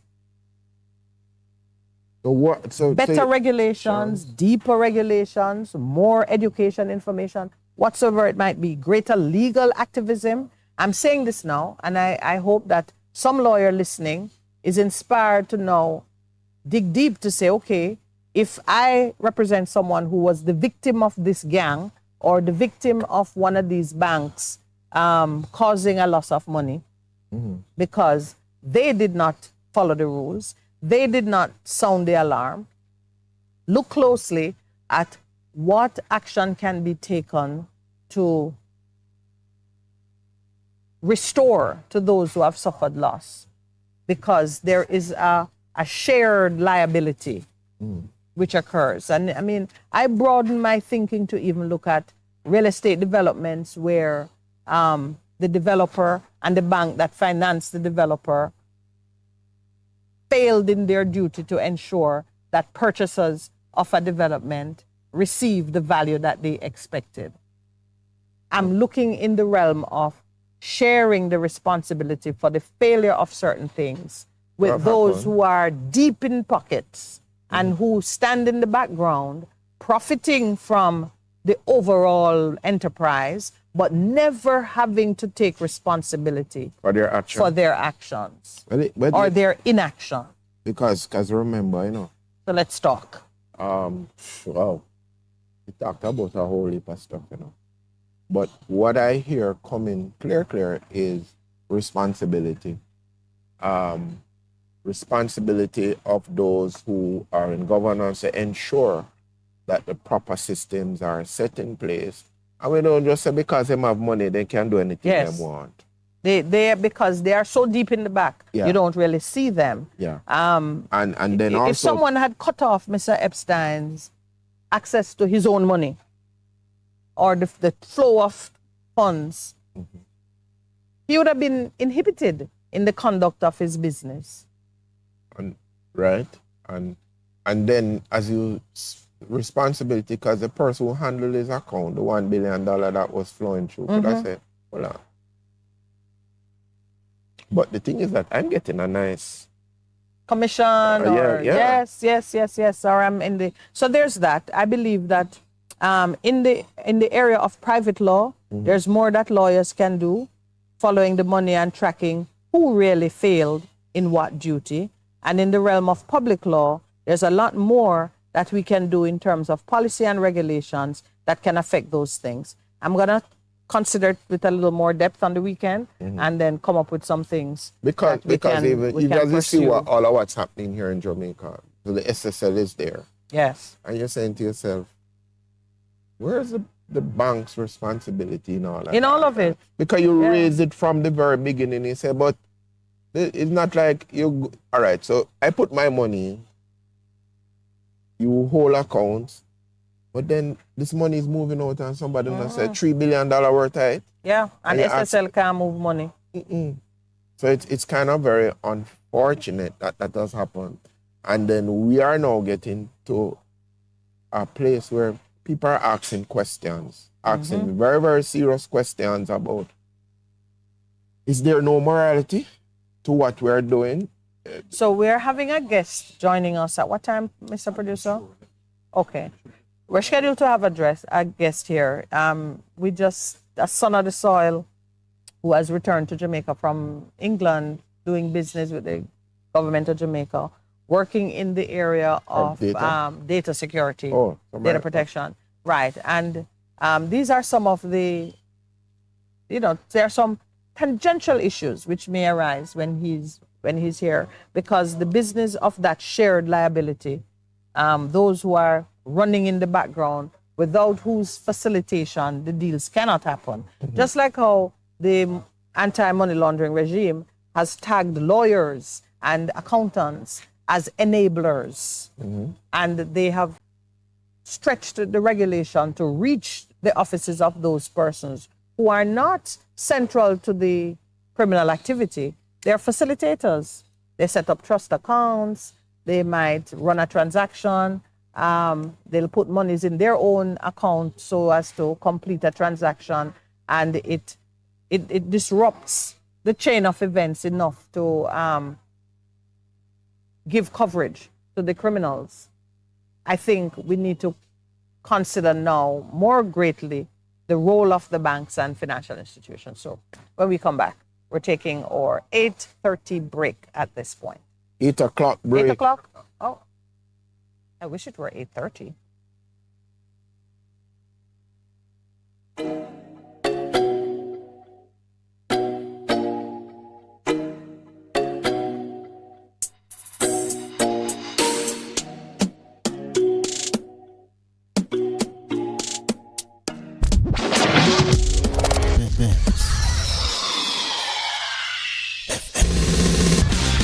You're simply the best, better than all the rest, better than anyone I've ever met.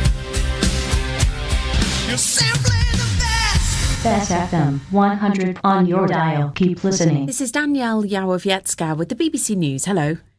The separatist leader of Nagorno-Karabakh has formally ended the territory's struggle for independence. Samvel Shahramanyan issued a decree saying that at the end of the year, the Republic of Nagorno-Karabakh would cease to exist.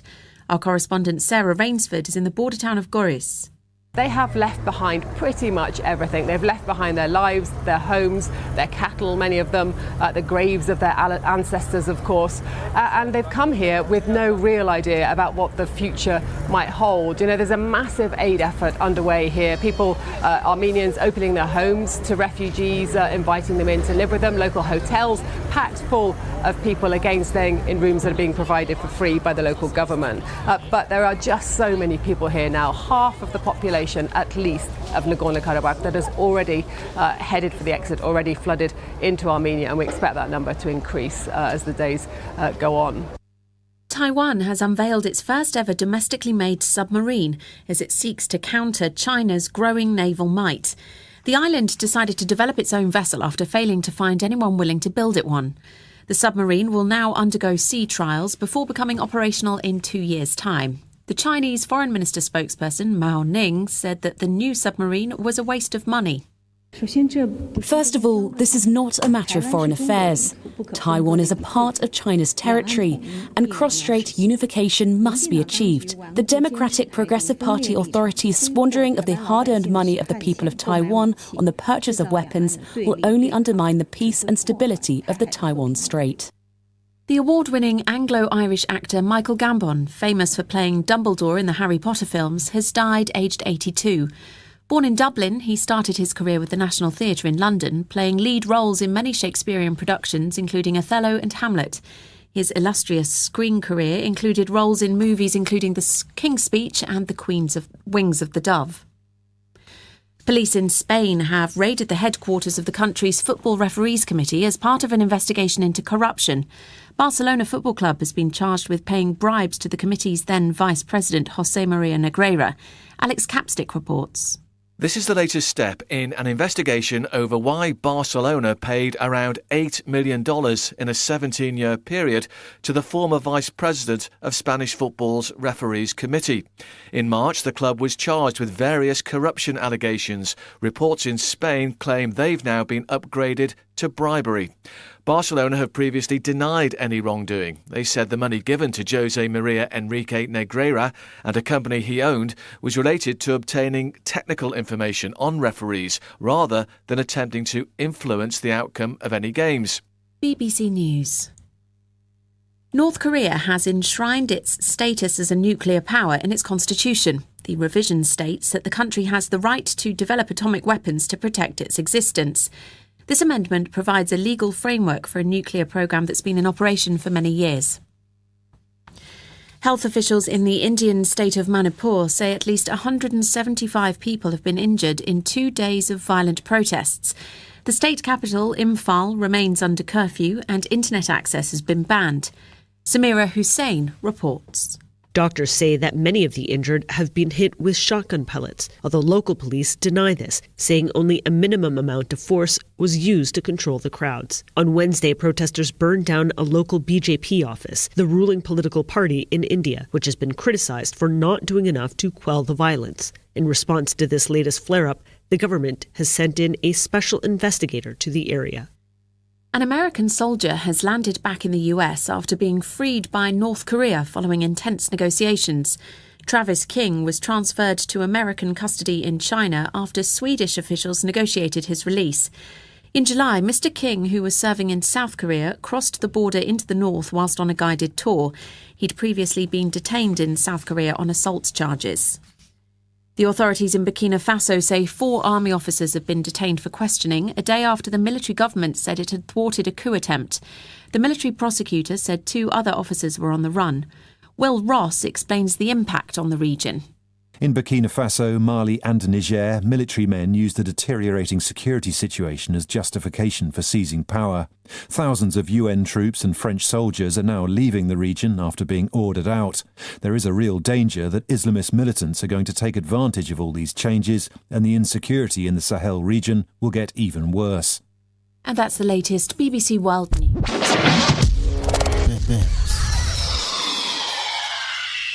The Ministry of Finance and the Public Service presents MOFPS at Your Service Expo, October 4th, 2023 from 9 a.m. to 4 p.m. at the AC Hotel Kingston. See how the ministry has invested to improve the customer experience. Visit over 15 booths featuring the ministry's divisions, departments, and agencies. You can learn how to apply for a scholarship, check up on your pension, and so much more. That's the MOFPS at Your Service Expo on October 4th, 2023, starting 9 a.m. Admission free. Visit mof.gov.jm for more info.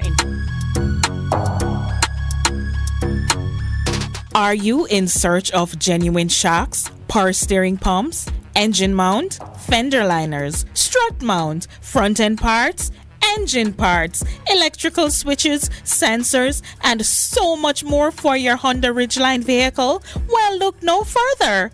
Contact Mormac Auto Parts at 326-7371 or 821-5232. Remember, Mormac Auto Parts, your Honda Ridgeline new parts dealer. We're located in Kingston. Call us at 326-7371 or 821-5232 for more details.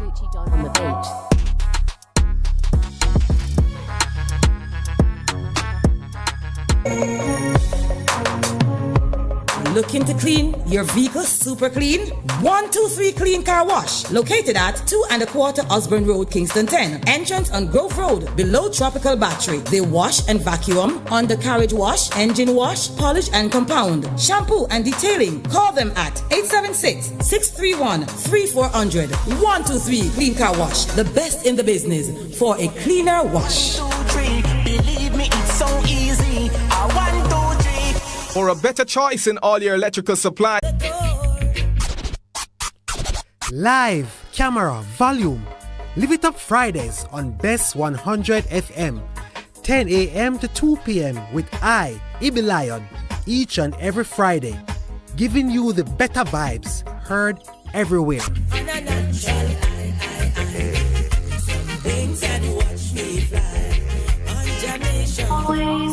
What should a taxi service do for you? On-Time Taxi Service is more than just a ride to the other side of town.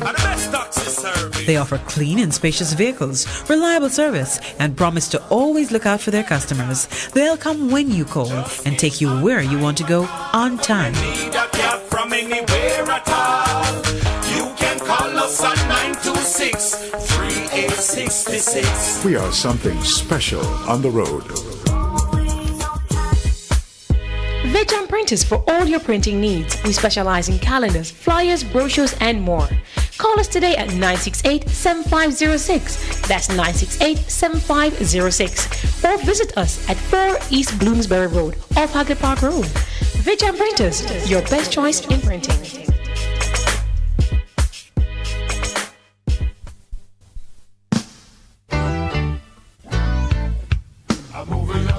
Bess 100 FM presents the Mature and Moving Up Show with Lascelles Butch Chen on Thursdays from 6 to 9 p.m. Welcome to this pioneering radio program on our continuing worth in our maturing years, compellingly defined to educate and liberate the younger generation. Tune in and welcome. Greetings. I go by the name of Miss Wire Waist. Catch me on Bess 100. I will be discovering the greatness of Jamaica and Jamaicans through people, places, and things, home and abroad. Playing you some good music, along with interviewing artists, soundmen, producers, and Jamaicans making a difference all over the world. So catch me between the hours of 10 a.m. till 2 p.m. Monday to Thursday on Bess 100 FM. One love, one love. Stepping from across the street, smiling happily with everyone you meet. The Morning Connection is not your usual talk show. We aim to stimulate discussion and chart new paths to self-empowerment. So please join us, Minett and Percy, on The Morning Connection, Mondays to Thursdays, 6 a.m. to 10 a.m. on Bess 100 FM. It's good, it's better, but nothing beats.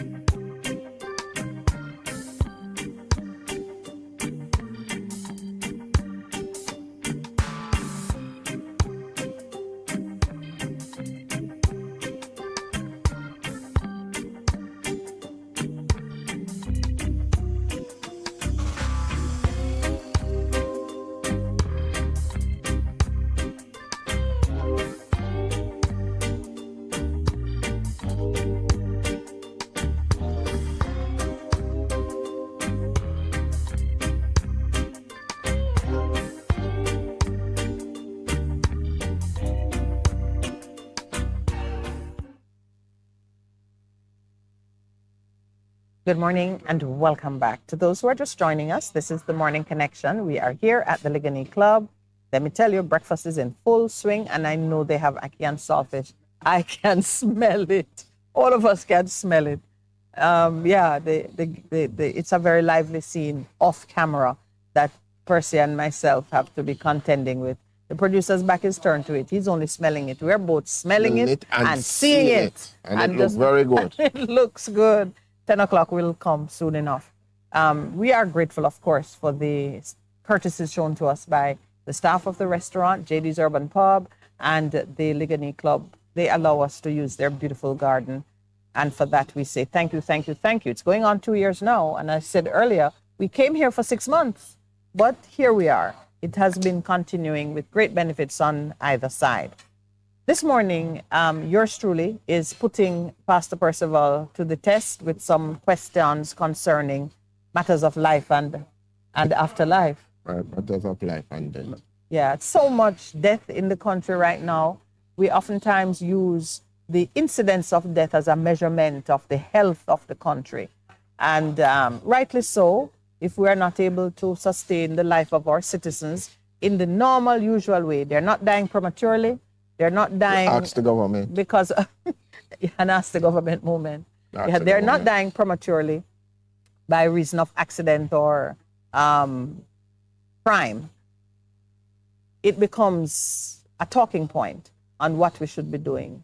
Better, different. I use the word prematurely only to signal that there is an expected lifespan to human beings. Yeah. An adult human should live at least 70 years. Yeah. At least. That is right, that is the measuring stick that we use. And it's a credible one because we set some things within the range of that 70-year mark. We say, be retired of your active service by age 60, now 65. So really, no, they're just leaving you 5 years more. We really should retire at 50. So we could have a good stretch to travel the world and attend to other matters. Nonetheless, I digress. We're talking about some great Jamaicans, young Jamaicans, who are arriving in the afterlife. What can we say is the expected result based on how they lived? Did they die rich towards God is the expression. So there's that which has been occupying our minds this morning. But Percival, I mentioned to you, what of the children? We were talking about these 8-year-old girls and this young boy who died in a fire. And, you know, Percy was emphasizing to me that this fire was not accidental. This was arson done in the most cruel way. Bombed the house, set on fire deliberately by wicked people, but that's nobody good gonna set a house on fire, which is occupied. You might set it on fire to get your insurance money. And people have done that in the past. Yes, but to know that they're occupants of the house, that is just sheer wickedness. But let's speak on the issue of these innocent ones who return to their Creator before they are 70. I'm pulling the wisdom from you, man of God. There is innocence in children who are not at an age where they're responsible for the decisions they make. They are just victims of circumstances or other people's willful misconduct. So they're still rich towards God. Yeah, they're still rich towards God. Them heart's still pure. Yeah. It's all about the heart, yeah, not the hands. Yeah. Heart's still pure. And you know, I was just checking a news site a while ago, and they said they're looking for a 14-year-old boy for the injury of a lady in Carnation Market recently, and I'm going a 14-year-old boy. A 14-year-old. And what are the allegations? He killed somebody, Carnation Market. So it's not injury or a fatal injury? Fatal injury, and then somebody is. So when a 14-year-old. Oh, Lord. A 14-year-old. Well, at 13, we say that you have legal capacity at the age of, by 13. By 13, you can approach the throne of God on your own and be taken to and be held responsible for the pledges you make and so on.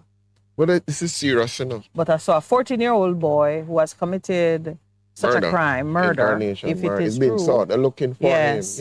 But the question of how he will be treated by the courts depends on what we say in our law. But as a matter of morality in the eyes of God, he can discern right from wrong and make a choice in terms which of way he should go. But you know, that, you see, because I do mentoring with young men, and that's the age group, the 12, 13, 14-year-olds, and they are very conscious, but they can be easily swayed. You know? Well, and woe to the one who caused somebody to lose their way, especially a vulnerable person like a child. Because it's still vulnerable. That's why shared responsibility is something that we have to take seriously and look for those who are the enablers, the facilitators, the ones who are really provoking a certain type of conduct to be perpetuated in this nation. And it goes both in terms of the civil liability, where it results in financial loss, as well as criminal liability, where it sets people on a path that take them into trouble. You were commenting on Andre Blackman's acceptance of responsibility, now that so many stand convicted with him for this gang. Yeah, and he said, I was listening to it yesterday on the radio. It was being reported, and he basically says, I'm responsible. I was the person who did it. And him say, all right, I'm willing to take the maximum. How did he put it? To stand, to receive the just reward for what he has done. Yeah, but be easy on these little ones. Yeah, easy on the younger persons, because I do it. And people have to understand how. I wonder how that will feature in the court. In the court. And because I remember one of my earliest interaction in terms of mentoring was before there was the incursion and so on. We took it up, we had a home for young men. And how we came up with the idea of the home for young men is that we did a ministry, football ministry, where we had a league, and we had the churches the ratio was 60% persons who were believers, 40% non-believers. So it was used as an outreach in the community, where a lot of churches are, to reach out to the young men. And as a consequence of that, the young men wanted to play football. Some of them were high schoolers, and we said, okay. But when they came to us, they told us stories of being forced to become members of the gang. It's either you become a member of the gang or you can't live in the community. Right. As a result of that, we had to move them out.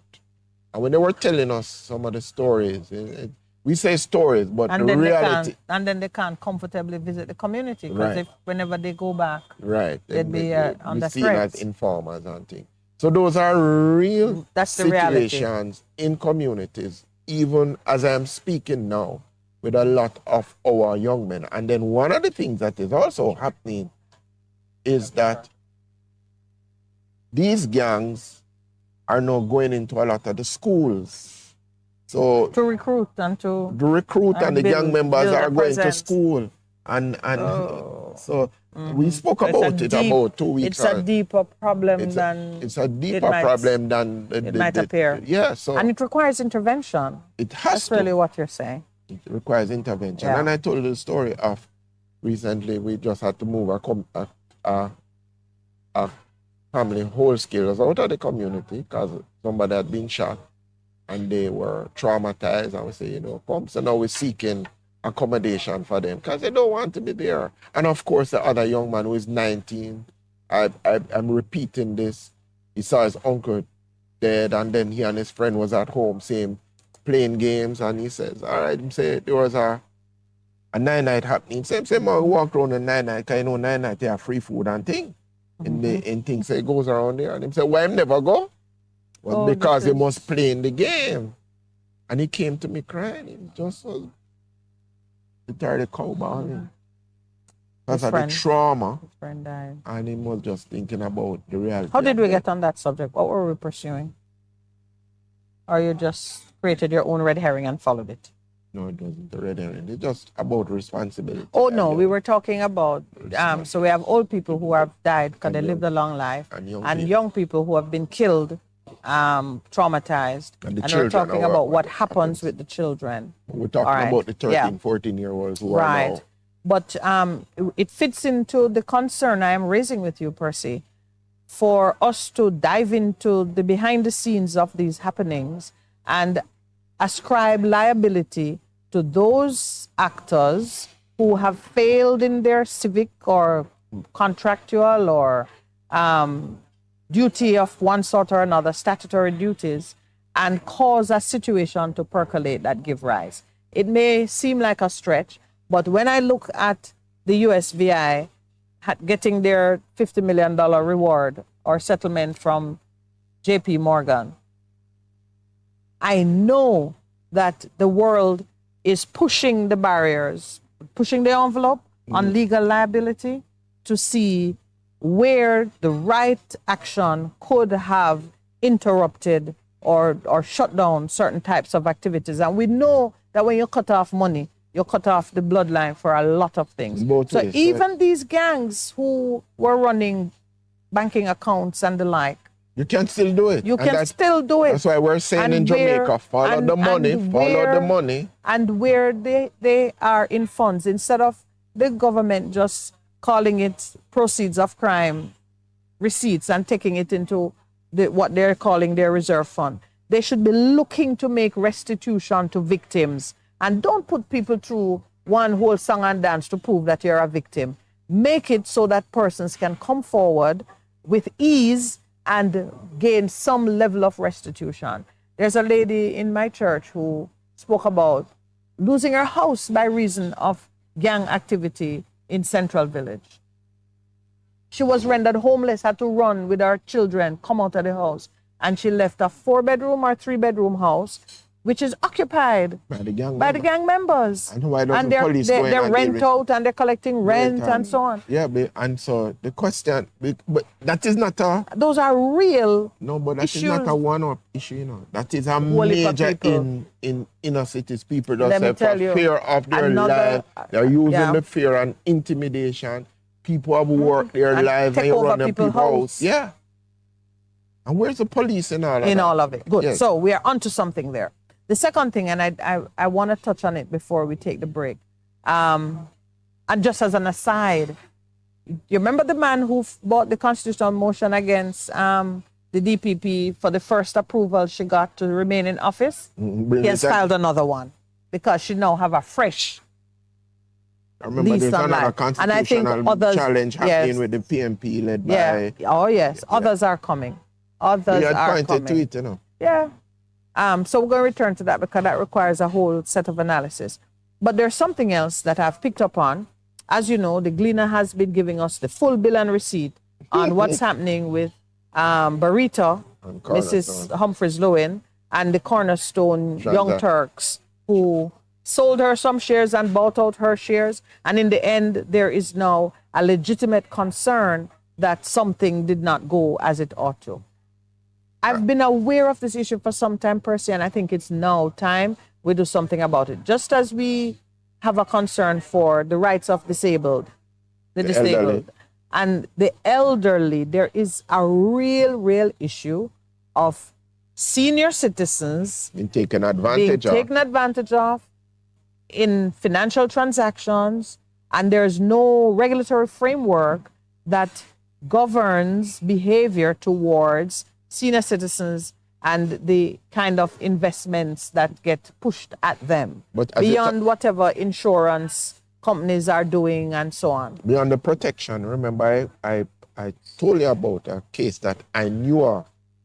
I think it was Meadowbrook or Havendale, where what's been happening is all of these apartments going up by the old building, and they came to this lady and was saying to her, we need to try to bully her. And she said no. And then the next thing that happened is that a group of men invaded her house. Oh gosh. And there was a fire there. Because and she said, I'm not selling. So who protects those people? Yeah. When all these so-called developers, they don't want to sell, leave them alone.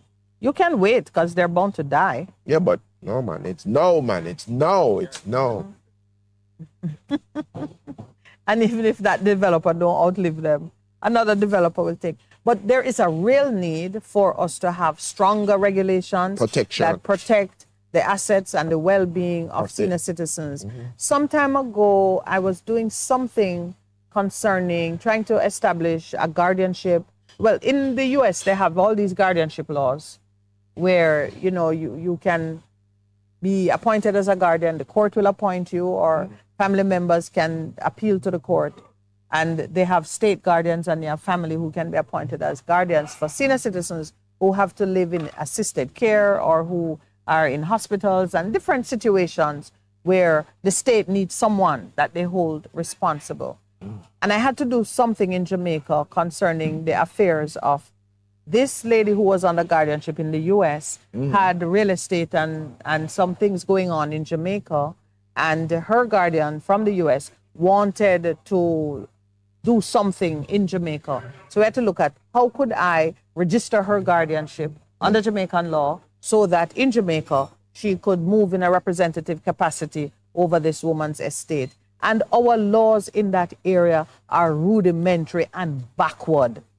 And the guardianship is like a younger person you're talking about, or older? No, the guardianship is you, the guardian, is responsible for a senior citizen's well-being and right. Because when I think of guardian, I think of an older person, a younger person. Yeah, no, but it's the same. The same principle. It's the same principle, just that the age is different. We have been reading what happened with Mrs. Humphreys Lewin. Many persons might find it embarrassing to bring that kind of information into the public domain concerning their elders, but it's very real, and it's time that Jamaica did more, and we can do more. So that is one of the initiatives that I am praying that. Because even the gentleman who says, "Whoa," talking about $6 million. It's time for $8:30 break. So when we come back, we'll finish on this topic.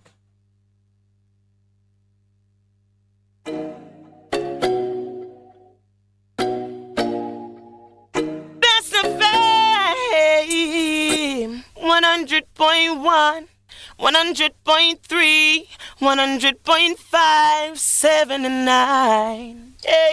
Yeah. Employees, not sure how to take your career to the next level? Not to worry. The Excelsior Community College has a program just for you.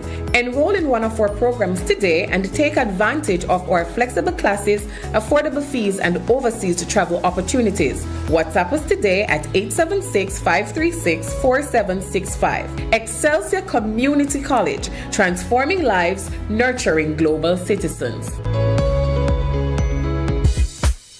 Vejan Printers for all your printing needs. We specialize in calendars, flyers, brochures, and more.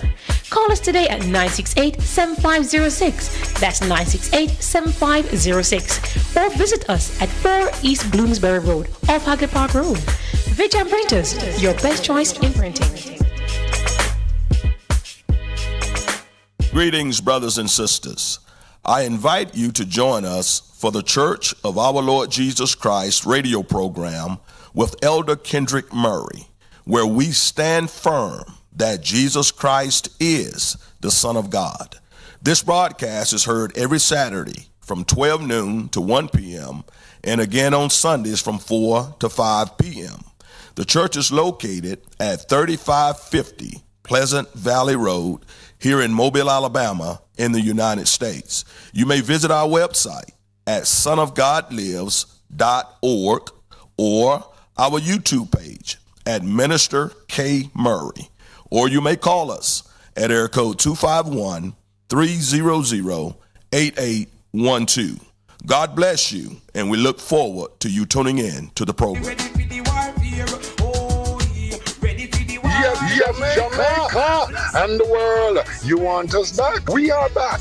the Breakthrough Deliverance Ministry, led by me, the prophet Mark Stewart, right here on Best 100 FM. This and every Thursday night from 9 p.m. to 12 midnight. Yes, it's War Room Thursday. Come on out and join us, each and every one, on Best 100 FM, 100.1, 3, 5, 7, and 9. Come on out. Join me, the prophet, Reverend Mark Stewart, and of course, the boss shot, Apostle Marshall. Come for your healing, breakthrough, deliverance, the prayer, the miracle, the word, the testimony, and so much more. Yes, my friends, Best 100 FM, Best 100 FM, War Room Thursday, 9 p.m. to 12 midnight. Join us. We are going to lick it till it busts.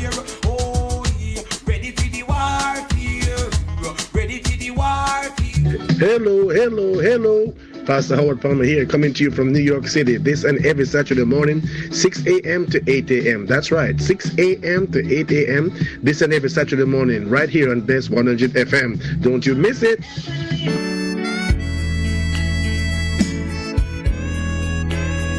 Goodness mercy, it's me again, Lord, your restorer, your game changer. Join me every Saturday morning at 9 a.m. to 10 a.m. and Best FM 100. It's Apostle Clive Campbell, aka the Khaki Suit Man, coming to you from 8 to 12 Orange Street, also Richmond District, Mandeville. Embrace the change.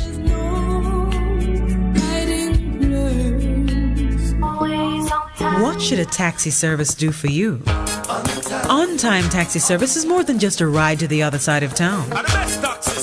They offer clean and spacious vehicles, reliable service, and promise to always look out for their customers. They'll come when you call and take you where you want to go on time. From anywhere at all. You can call us at 926-3866. We are something special on the road. Best 100 FM is the authentic voice of Jamaica, promoting your prosperity with better vibes and better music. Let us promote your goods and services for you. Advertise with us. For more information, call our office at 876-276-8935. That's 276-8935. The Morning Connection is not your usual talk show. We aim to stimulate discussion and chart new paths to self-empowerment. So please join us, Minett and Percy, on The Morning Connection, Mondays to Thursdays, 6 a.m. to 10 a.m. on Best 100 FM. Wagwan. Guten Tag. Buongiorno. We are The Kingstones. I think I love you, Best FM, because you're better than the rest of them. It's so amazing how I love you, Best FM, because you're better than the rest of them.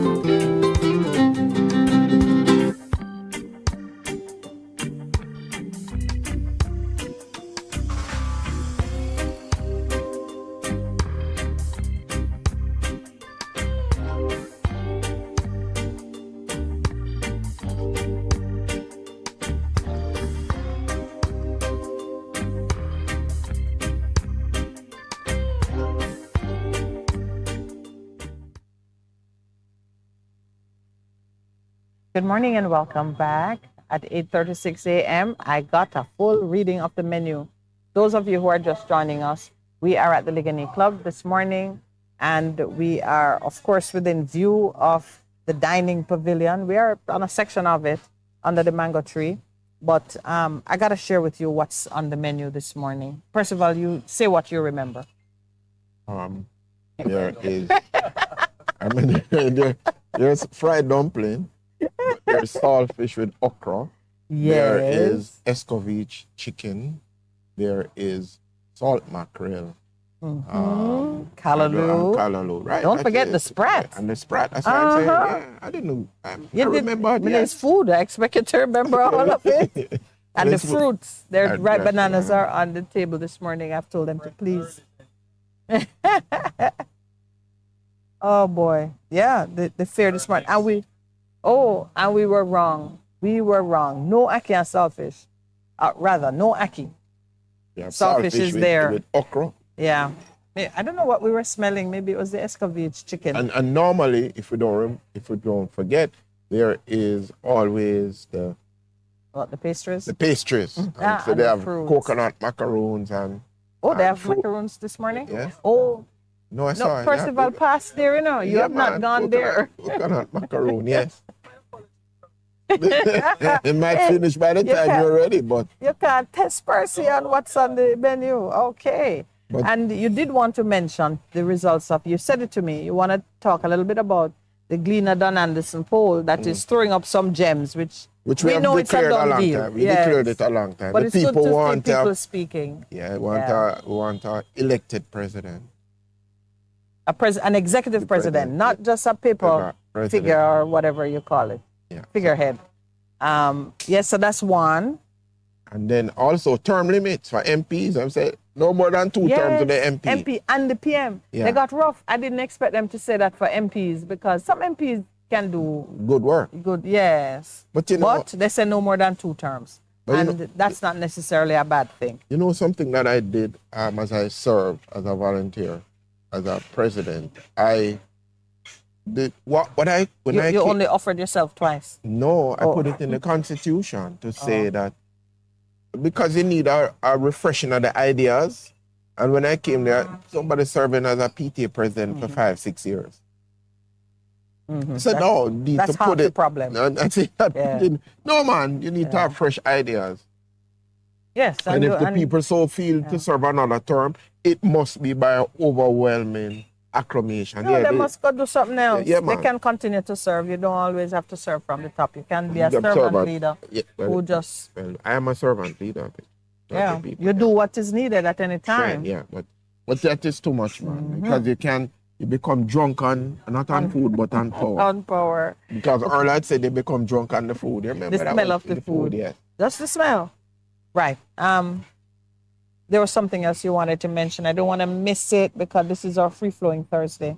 No, you were talking about as a JP. You want to no, that's big issue. Big issue. On my reform agenda, I'm putting it before you. This is now my own manifesto for what the Morning Connection will pursue with a little more diligence. In addition to fighting for regulations and policies that will protect seniors from abuse, both abuse of their person and abuse of their assets. And we are seeing that it applies at high and low levels. The big case with Mrs. Humphreys-Lewin is obviously stealing the show. The guardianship laws you're calling for. Yeah, but you mentioned a situation in a Havendale community where a senior citizen was being bullied out of her house by thugs. I saw it, heard my sister in church speak about being pretty much chased out of her home, and her home is there today, being used by other people who don't deserve to be there. But can I tell you? By the gangs. Yes, gang members. They rent it, they use it. Yeah, and it's not only in that community, it's all over the place. We know that is happening. And I have called for our government or policymakers to look with a more critical eye on the financial side of how these types of activities continue to operate, the banking that stands behind it, because these people have debit cards and credit cards and they're running huge cash transactions through the economy. People must know, and persons who know and remain quiet should be brought to account. Just like how the tech set on the lawyers and the accountants. We're going to look now on the supermarkets, the retail stores, the ones who should be keeping an eye on things. And if you see something, you must say it or be accountable. You know the flip side to that also. Yes. I saw it happen in UK, yes, and it's happened in some countries where persons who were pushing back against government, they debank them, like NGOs, and that's wrong. Yes, because you have a opinion that is not according to the narrative that they go. They bank them. It happened with Barclays Bank in UK, and they ended up having to pay this charity a significant amount of money. And I know what was significant. Other people out there protesting, and that is what I call people power. We must utilize, activate people power in this country. in terms of changing some of the things because some of the So I'm going to time- touch one now that we're rushing now because we have a guest joining us at 9. I asked you a few days ago, had you, being a newly minted JP, presided over any grant of liquor licenses? And you said no. No. And I challenged you as a man of conscience to require the government to introduce conditions on the holders of these licenses, which require them to take responsibility, share in the responsibility for accidents which occur while people are under the influence of alcohol. So there should be conditions. The bars need to have a way of ascertaining if somebody is too far in the wind. You know. I'll take how you feel about that? Boys, that is going to become very interesting. But it's something that needs to be put on the table as mute in regards to. Yes. Fruits are being delivered. Let me show off my fruits. Sorry, Percival, but this is important business. Put it on the table. Yes. They put it on the table. I put it in your mouth. Today we have ripe bananas. We have honeydew, melon, and cantaloupe. These look like American apples and Jamaican melon. So we have 3 from the melon family. Ripe bananas and apples. That's the selection of fruits being served at JD's Urban Pub this morning. I'm really happy for the ripe bananas. I love ripe bananas. Always commenting on 5-year terms or 3-year terms. 2 5-year terms or 3 3-year terms for president in Jamaica. Well, Earl, please make sure you come to Jamaica and let your voice be heard. I can still vote. Come and be registered to vote, and let's get it going. Okay.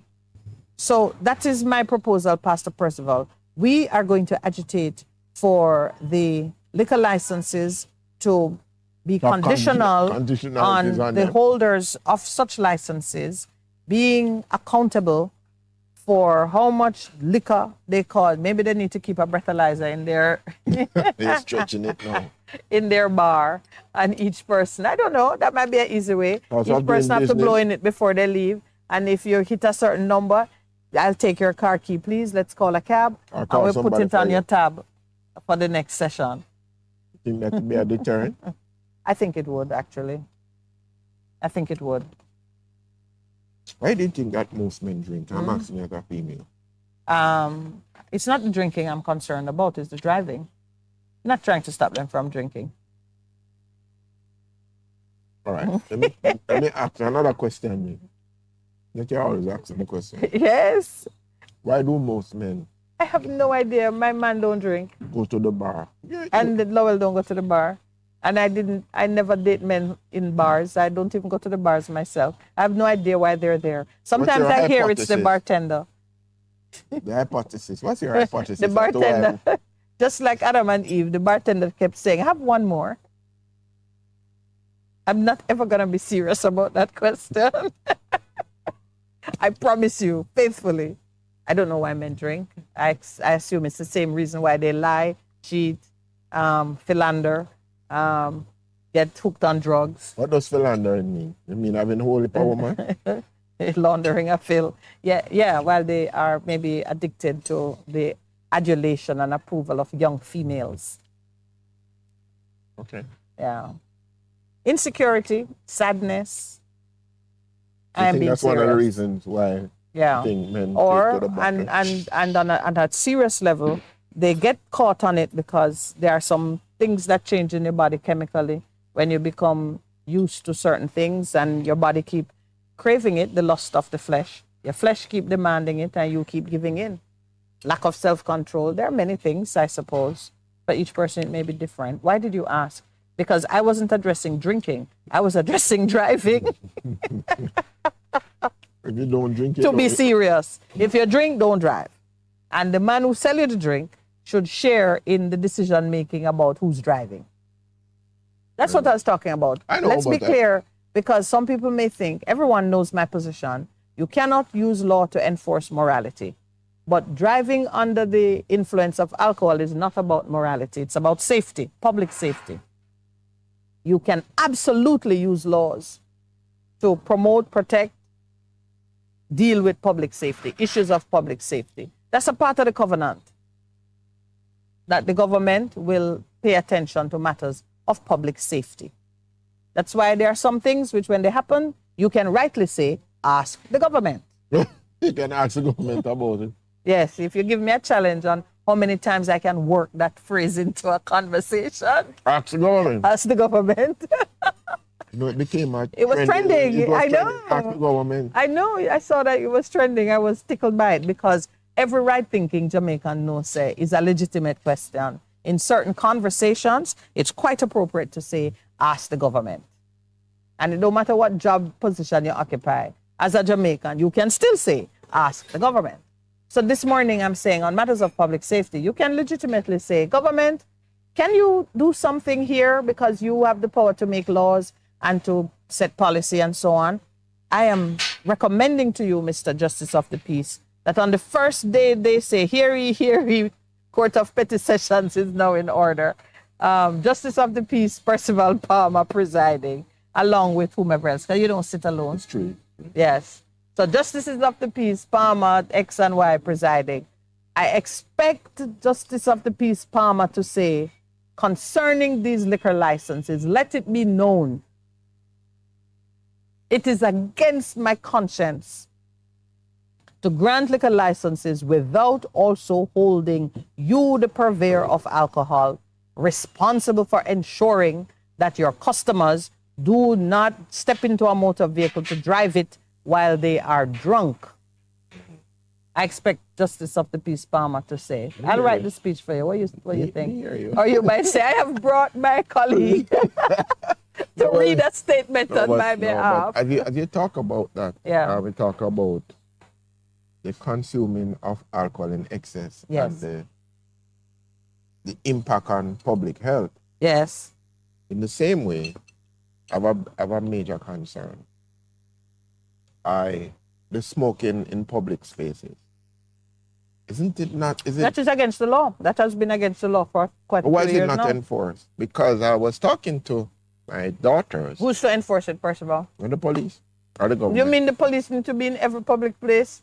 No, but you see, they say, sir. You and I, as citizens, need to take picture and make a complaint, as we would if we saw murder being committed or if we saw someone robbed.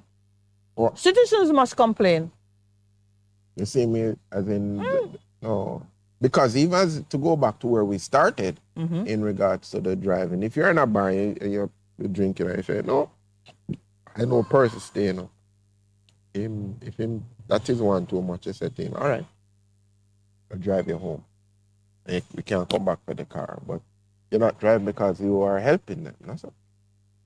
Becoming involved in the taking.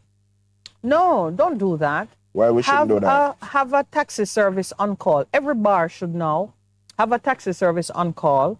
And when you pay it out of your gross receipts, so you make sure that last drink that you serve the man must include his taxi fare. So you're saying there's no community responsibility in terms of ensuring. I wouldn't do that because God forbid if you go crash with the man. You're afraid. Yeah. I wouldn't do that. But the same way the taxi can crash with the man. All right, so some places will say, but taxi have insurance for that. Or should. If it's a group of persons, you, the person who's selling the drinks, can say, who's driving? With a designated driver. You can legitimately say that. There's nothing wrong, when people come in, you have a sign in your bar, or you see them drinking, you find a polite way to say, now, please remember, the law requires me as the one serving you to make sure that as you are drinking and drinking, there is one of you who's assigned to drive to whom I serve no alcohol. Or maybe I only serve 2 drinks, depending on what the thing is. Okay. And it just requires... You're talking about your public policy? Or yes, public, it's a policy. It's a question of policy, because without policy, and you now saying I'm being neighborly, and I say to a man who really should have stopped drinking 3 drinks ago, I then say to him, sir, how are you being transported home? Even if he's walking, he's a danger to himself and others. And he says to me, what business of yours is that? And I can't point to a policy or a law that says I am entitled to inquire. It becomes a fight. when I fight it, and then when, you know when, And you can't fight a hello, drunk. you know, say, hold on, you know that is true. Because some man drink up in order to get up them courage to do what they would not normally do. And they're exceptionally belligerent. And you, the bartender, know, say you're not going to get no tip from this kind of loving kindness. And some persons would not be motivated to do it. But when you know that there is a policy and a law that supports you exercising that authority, because remember, you know, foundation, all of us have these freedoms which allow us to do what we want to do unless there's a law against it. So I can't say the love of God compels me to stop you from taking the 11th drink, although it the love should. of God. No, it compels me to, even though at risk to myself, I will say to your brother, no. Well, so that's why I'm saying to you, Mr. JP, the love of God compels you. When you are called upon to license people, say to your government, I cannot do it unless you are holding them. So anyway, I will help you with that one, because you need to start writing to the Justice Minister and the Governor General and all of the people who gave you your JP-ship to let them know that it's not enough for you to give me the authority to do this. Yes, the drink responsible thing is nonsense, because what level of responsibility do you retain after you're drunk to decide whether you should take 2 more, 1 more? I'm just saying. So we have that. No, but I highlighted the smoking in public. It's a major concern to me. It is. Yes, but the law is there already. So what it requires now is persons to, you can send out your smoking squad, you know, that just take picture of people smoking in public places and send it to the police, or who's gonna do that? And so you're now looking at the social contract that underpins all these things. Are citizens really prepared to partner with government? So the law is there, and there's a great, as you say, social cost to the society to deal with the illnesses that come from abuse of the body in those several ways. We have to partner in it. Just like I was trying to get you as a JP to partner with me on that aspect of shared liability. I'm going very quickly. Now, we looked at the issues with farm work, and I believe that the government has a role to play in making claims against foreign entities, governments, whatever, for violation of our people's rights when they are caught in certain things. Because they can't individually do it themselves and be taken seriously. You're taking the precedence from what has happened in the USVI. How do you mean, man, I'm writing that as a relevant, relatable, comparable, recent happening? I'm impressed by, I sent you a video as well of the Guyanese president on some British... speaking about reparations. And I saw that. And then shut them up. After he shut them up on reparations, they took him to task about how Guyana will use its newfound oil wealth. Will it just join the other rich countries and abuse the environment, or will it be responsible? Or maybe will it share its wealth money, its oil wealth with the other countries? And they mentioned Haiti and so on. The point I'm making is that when our leaders in the region take action and do things together, which promote the well-being of their people, it should inspire and motivate others to do the same. I like how the Africans are responding to some stupid question that some people are asking them in regards to a lot of the things. A lot of the things. And them just saying, oh. So, yeah, man, the spirit is awakening. But I try not to see it. I must say, I try to just track the principles that you and I speak of all the time to evaluate it so it don't become, divisive. But hello. Mm-hmm. When you go against a narrative and a way of operating, you become divisive. Yeah, you will become divisive. So prepare yourself for that. I prepared myself for that when I went against the narrative that is set, and I begin to question it. You ever think about what you think? Do I think about what I think? Yes. Does it make sense? All right. Yeah. So in the same spirit of activism and engaging our government in this work of seeking justice for the small man and the citizen against large institutions like the banks, insurance companies, multinational farming operations that take our exported labor. I have included things like in our tourism industry, we do know that people come here seeking to take advantage commercially of, the rent-a-dread thing is a whole bit of a joke thing, but it really is human trafficking. How come? And then the man is offering himself. The man, he knows what he's doing. So how is it human trafficking? Human trafficking is when one person knowingly takes another person and thing, but the rent-a-dread is the man. But you have to remember, once we start to talk about like the farm work program, where the workers voluntarily consent and get into the program, but once they are in the program, they are used in a particular way.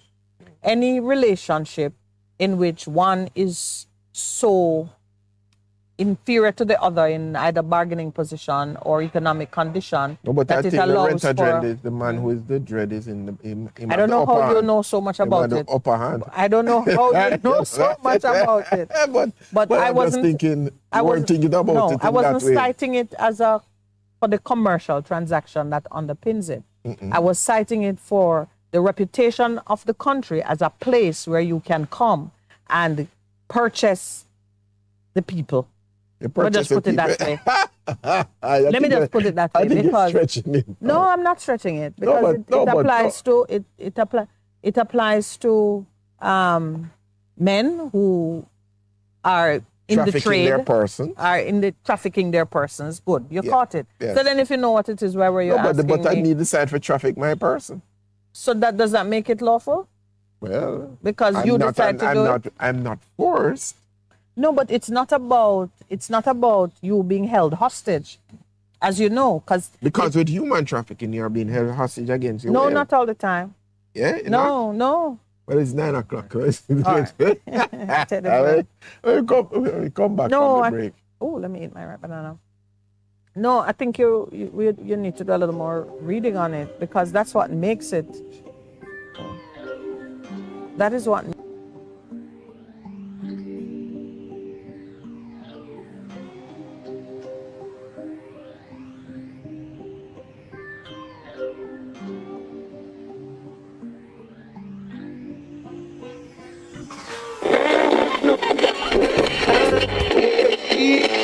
Yo, what that man? Yo, Clive, where you study? I try to find a new station pan 100.5, but the radio dial stuck here. Why, Clive, where do them all radio there now? At 16 years you have them radio there now, Clive. Man, dash with them all radio.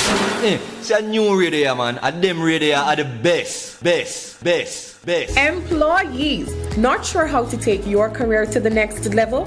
Not to worry. The Excelsior Community College has a program just for you. Enroll in one of our programs today and take advantage of our flexible classes, affordable fees, and overseas travel opportunities. WhatsApp us today at 876-536-4765. Excelsior Community College, transforming lives, nurturing global citizens.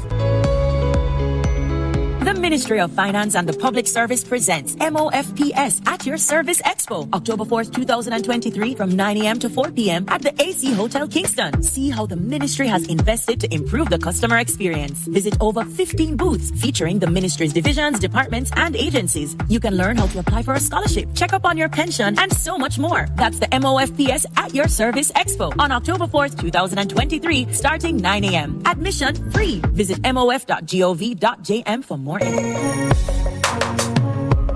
Looking to clean your vehicle super clean? 123 Clean Car Wash, located at 2 1/4 Osborne Road, Kingston 10. Entrance on Grove Road, below Tropical Battery. They wash and vacuum, undercarriage wash, engine wash, polish and compound, shampoo and detailing. Call them at 876-631-3400. 123 Clean Car Wash, the best in the business for a cleaner wash. 1, 2, 3, believe me, it's so easy. 1, 2, 3. Half a tree, 1 and drive, half a tree.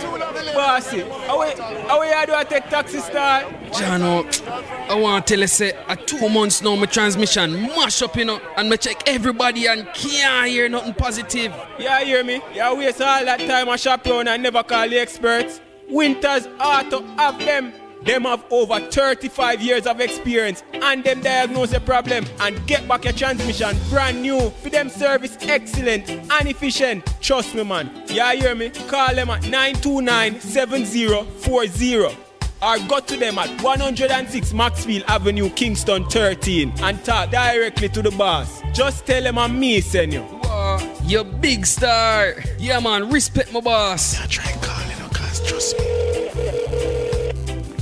Waiters, Auto Spares and Repairs, good afternoon. Ah, what a relief. For a better choice in all your electrical supplies, A, authorized 3M dealer and better brand names. B, better service including free island-wide delivery. C, all major credit and debit cards accepted. It's ABC Electrical Sales. Shop number 8, Hagley Park Plaza, Kingston 10. Open Monday to Friday, 8 a.m. to 5 p.m. Saturday, 8 a.m. to 4 p.m. We make your electrical jobs as easy as ABC. Call 754-382-528 or fax 754-3659. ABC Electrical Sales, for a better choice.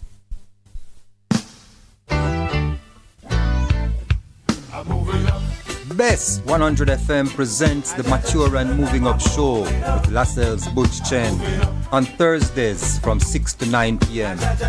Welcome to this pioneering radio program on our continuing worth in our maturing years, compellingly defined to educate and liberate the younger generation.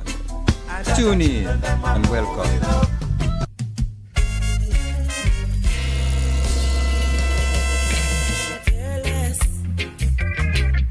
And love more, 'cause you open up the door.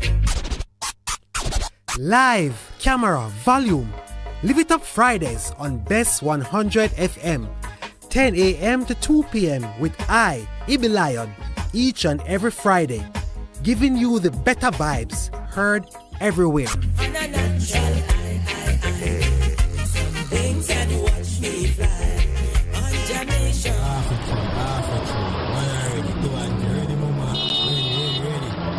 Is this the confusion you feel when trying to work your way through medical systems in Jamaica?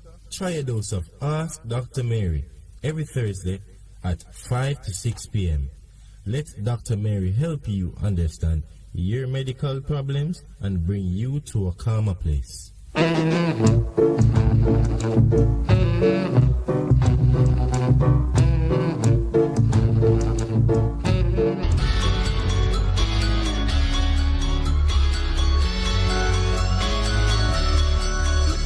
Discussions on health and education, inspiring interviews, surprise giveaways, your favorite songs. Tune in to Bess 100 FM this and every Sunday at 11:30 to 12 noon. It's Distinction 411, your weekly college magazine program hosted by James and the Distinction family. Catch you on Sunday.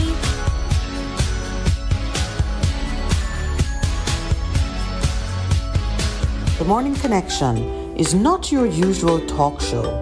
We aim to stimulate discussion and chart new paths to self-empowerment. So please join us, Minett and Percy, on The Morning Connection, Mondays to Thursdays, 6 a.m. to 10 a.m. on Bess 100 FM. It's good, it's better, but nothing beats.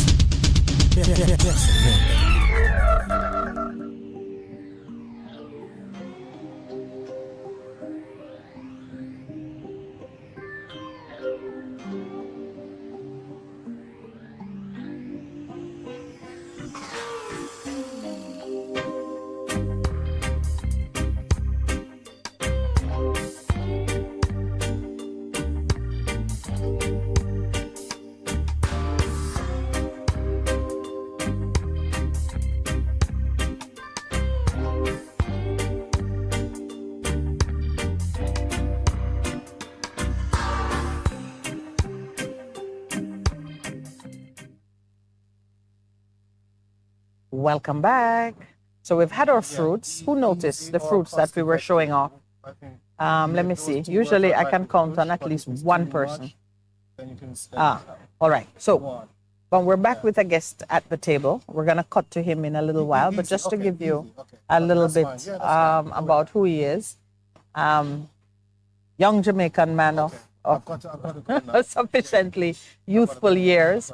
Born in Jamaica, but migrated to the UK in his late teens, he says. Nicholas, good morning and welcome. Good morning, and thank you for having me. Well, we have to thank you. No, we have to thank you because we see that even as you made some time for us, you're still on duty. Yes, I am still, multitasking. You're multitasking, yes. but all right. So let's just introduce you properly to the listeners because was it last week? Last week you dropped by. Yes. You're part of the producer's new program where he picks a guest from the dining pavilion, and we set up a conversation. Oh, the producer said you picked him. Yes. All right, so some picking is done. Absolutely. Yeah. But the end result Not is the that... picking of the ackee that somebody go to prison for. No, this one don't involve prison. So we have Nicholas at the table. Tell us a little bit about yourself. Right. And give us the interesting parts, please. Interesting. I'm not sure if there are any interesting parts. But anyway, I am a Jamaican. So I was born in Linstead, St. Catherine. Grew up in St. Anne.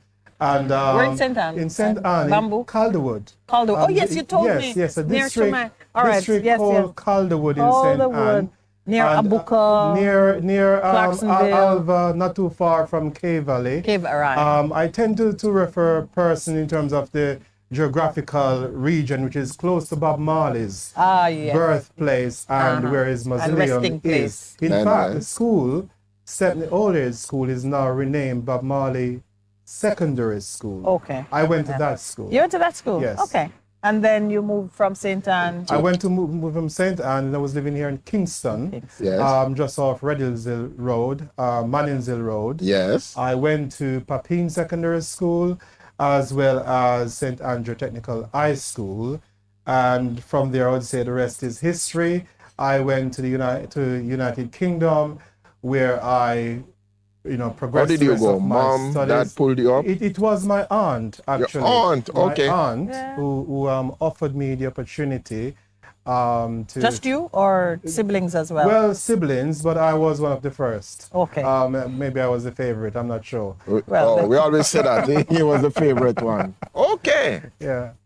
So while you were here in Jamaica, you told us a very interesting story as to what you pursued in high school. Yeah. And then when you went to the UK, you had a choice to make. So let's give a little bit of background there. Yes. So whilst I was at St. Andrew Technical High School, my career path, at least what I thought it was going to be at the time, was to pursue a career as an architect. Okay. So I did BTech in building studies.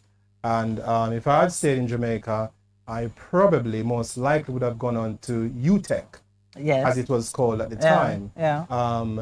But I went to the United Kingdom and continued building studies. But also there was a module in the course which included trespassing and trespass to land, which I thought was very interesting to me and intriguing. Yes. So I applied for university and enrolled onto 2 degree courses. I was quite optimistic and brave at the time. Ambitious and talented. Absolutely. And when I went to the registrar, I was so allowed to make a choice between either Bachelor of Science in Quantity Surveying or LLB Law. Bachelor of Law. And I chose law in the end. The law won out. Yeah. All right. We're grateful for that because through the study of law, you're here in Jamaica now, pursuing some high value work, which again is a combination of disciplines. Yes. Tell me about that. Yes. So I set up a company in the UK called Avla Business Services. And by the way, the name Avla is rooted in Jamaica.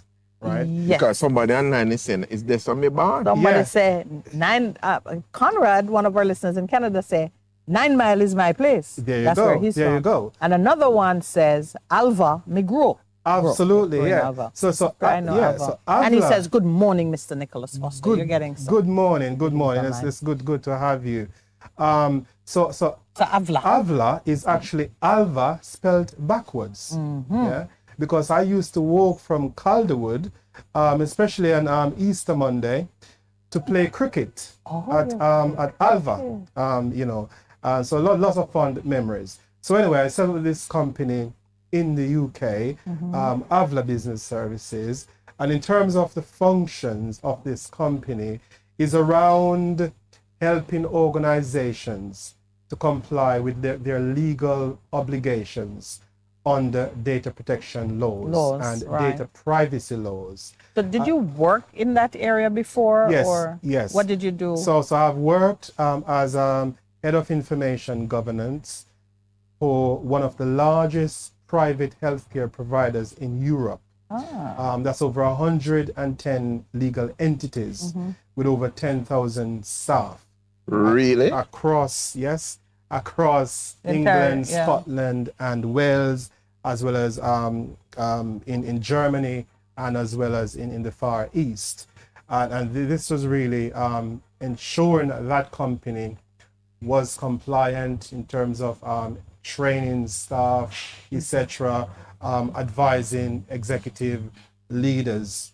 And so the healthcare industry is probably one of the most sensitive, next to banking and finance, when it comes to protecting people's personal data. Absolutely. So you were working at the top of the pile, Yes, really. absolutely. Yeah. And How long did you serve in that? The top Yes, of the he pile. How was. long did you serve? Because he How don't long look were that you- old. I'm just looking at him The and man saying, grew up in St. Anne. He's yeah. No, St. Anne people. I just know. Yeah, well, as the saying goes, I'm sure we use it here, black don't crack, right?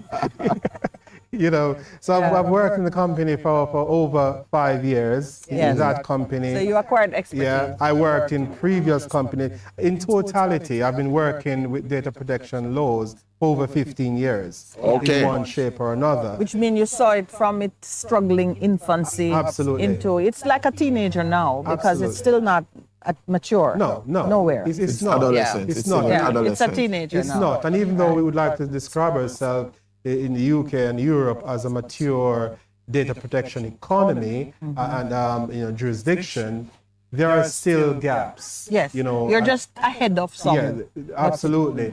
And persons may think that data protection is new. So, for example, in Jamaica, one of the reasons why I'm here, and also you mentioned I was also busy earlier, is regarding a seminar which we'll talk about, no doubt, tomorrow. The data protection law in Jamaica was passed by the Jamaican Parliament in June 2020 and comes into effect in December, on the 1st of December this year. Person will think that data protection is a new concept, but it's not. For example, in the UK, there was a data protection law of 1984, and subsequently in 1998, upon which the Jamaican law is modeled. Was premised, yeah. But prior to that, all of the privacy laws and the secrecy acts and so on were part and parcel of that foundation of treating as sacred and certain information. Yeah. So that's been around, as you say, for for a long centuries. time. The newcomer to the game, which has made it so much more sensitive now, is the use of technology. Yeah. And the massive gathering of data which takes place in almost every transaction you do. Yeah. If you go to the hardware, they're offering you some kind of loyalty card that requires them to know the weight of your child at birth. Yes. And so everybody's amassing huge pots of data, and what you do with it is very much a government issue. Yes. So that is the key driver for the reason why in Jamaica we are talking about data protection. So principles. Avla, your company, is it like a consultancy? Does it have patented software and programs that it uses to deliver its service? Yeah, so it is a limited company that is currently registered in the UK, and as we speak, we'll be registering an entity in Jamaica. In Jamaica, as well. Okay. Welcome home. Absolutely, thank you. Coming back home, full circle, so to speak. And it's just primarily at the moment, a consultancy service. So you sell the expertise Absolutely. to guide others in what they're doing. Yeah. Okay. So we are and also working with companies here in Jamaica, across the Caribbean, for example, in Barbados, to map their data processing workflows and activities to like auditing Yes. their data processing practices to understand what information they keep, as you mentioned, the hardware in terms of offering your loyalty cards and collecting your data. So each company would need to understand what goes on. And their protocols. You're helping them to develop protocols as to how you manage this information. Yes. And how you separate it, from the pool of information that is generally accessible even to all members of staff. Yeah. Because I swear, I think some of those promotional ads that come to me on my cell phone, it is not necessarily the cell phone provider who is facilitating it. No. Because their staff can sell. Sell something. That's the same thing with Yeah. lotto scamming. Yeah. Are you turning your attention to lotto scamming? Are you at liberty? But you know, before, as you talk about data protection, as a pastor, in terms of lotto scamming, so that will be, if you like. So short answer, I'm going to give you a loyally answer. Short answer is not at the moment, not directly, but indirectly, yes. Because as part of data protection, companies are required to have adequate safeguards, technical safeguards and systems to protect your data and my data from any outside interference or unauthorized even access, internally, or internal leaks or theft of data. So the data controller will be held accountable and will be responsible. So will be held accountable as in the ordinary Must job explain person. Yeah, exactly. Must what explain transpired. the person on the street Yes. whose data is compromised. how come? Exactly Yeah. why Like FSC. and what systems are in place to rectify that. Right. But also they could be sued by persons for an unlimited amount. And also they could be fined by the regulator, the Office of the Information Commissioner. And on top of that, you have to come back, because all of what you said there is one whole discussion. Program by itself. Yeah. But I just want to ask him, so that means that for a lot of churches, yes, the Data Protection Act is relevant. So everybody, if you have information, I'm glad you brought into the equation, into the the discussion. qualifying characteristic, isn't who you are. No. It's what you have. It's what you have. If you have information, it's relevant. You're covered. But lots of churches think that they are protected. They're divinely protected. Divinely. Well, and we are. unfortunately, unless you have the data of angels, you won't be divinely protected. But this is important because I'm saying we have all this information on our members and dependent on whatever software you're using, because there are different softwares that people use to collect offerings, your tithes, your children, where you live, where you work. So we gotta talk, man. A lot of data. Well, can you please tell him what your hourly rates are and the kind of contracts? It's not free. I know it's not free, but this is important because it says it becomes effective in December. And therefore, a lot of churches, I believe, are at risk. Yes. If they don't put something in place and have a designated person within their organization. Do you need a tutor, another consultant to join your team? This one will work with the churches. Potentially. No, but just in terms of information and the implications for churches, because we have the highest percentage of churches per square foot in this country. We are very much aware of that in so, Jamaica. So please make sure you two pay me a commission for this business that I see. But it's serious. Here. We're open to negotiate. My manager will speak to you. But before he goes, he said something I found very interesting. I just want to backtrack. Yeah. So here you are as a Jamaican who has migrated to the UK, went to school there, and you are head of an organization. You're head of a section of a company that's about 10,000 employees as a person of color. Yes. How was that for you? Not without its challenges. Yes. Persons should be aware we're not in a sort of post-racial society. Yes. And I would say, in terms of the short answer to that is that racism, especially in the UK, parts of the UK, is less overt, right? And it's more polite. So racism is polite? So as in indirect. Yes. And sometimes you wouldn't notice it unless you are actually quite clued up. Very astute. And astute in terms of how it is presented. And how it is perpetrated across society.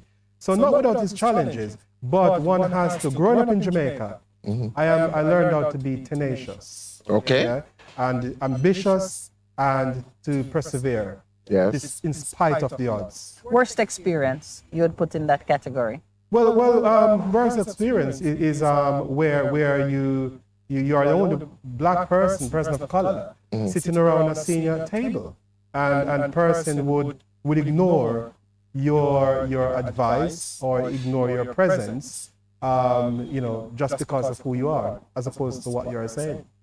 Yeah. So that's there. Okay, that's as dramatic as it gets. Never locked out of the men's room. Never told to sit at the back of the dining pavilion. Not in my case, to be honest. To be honest, Yeah.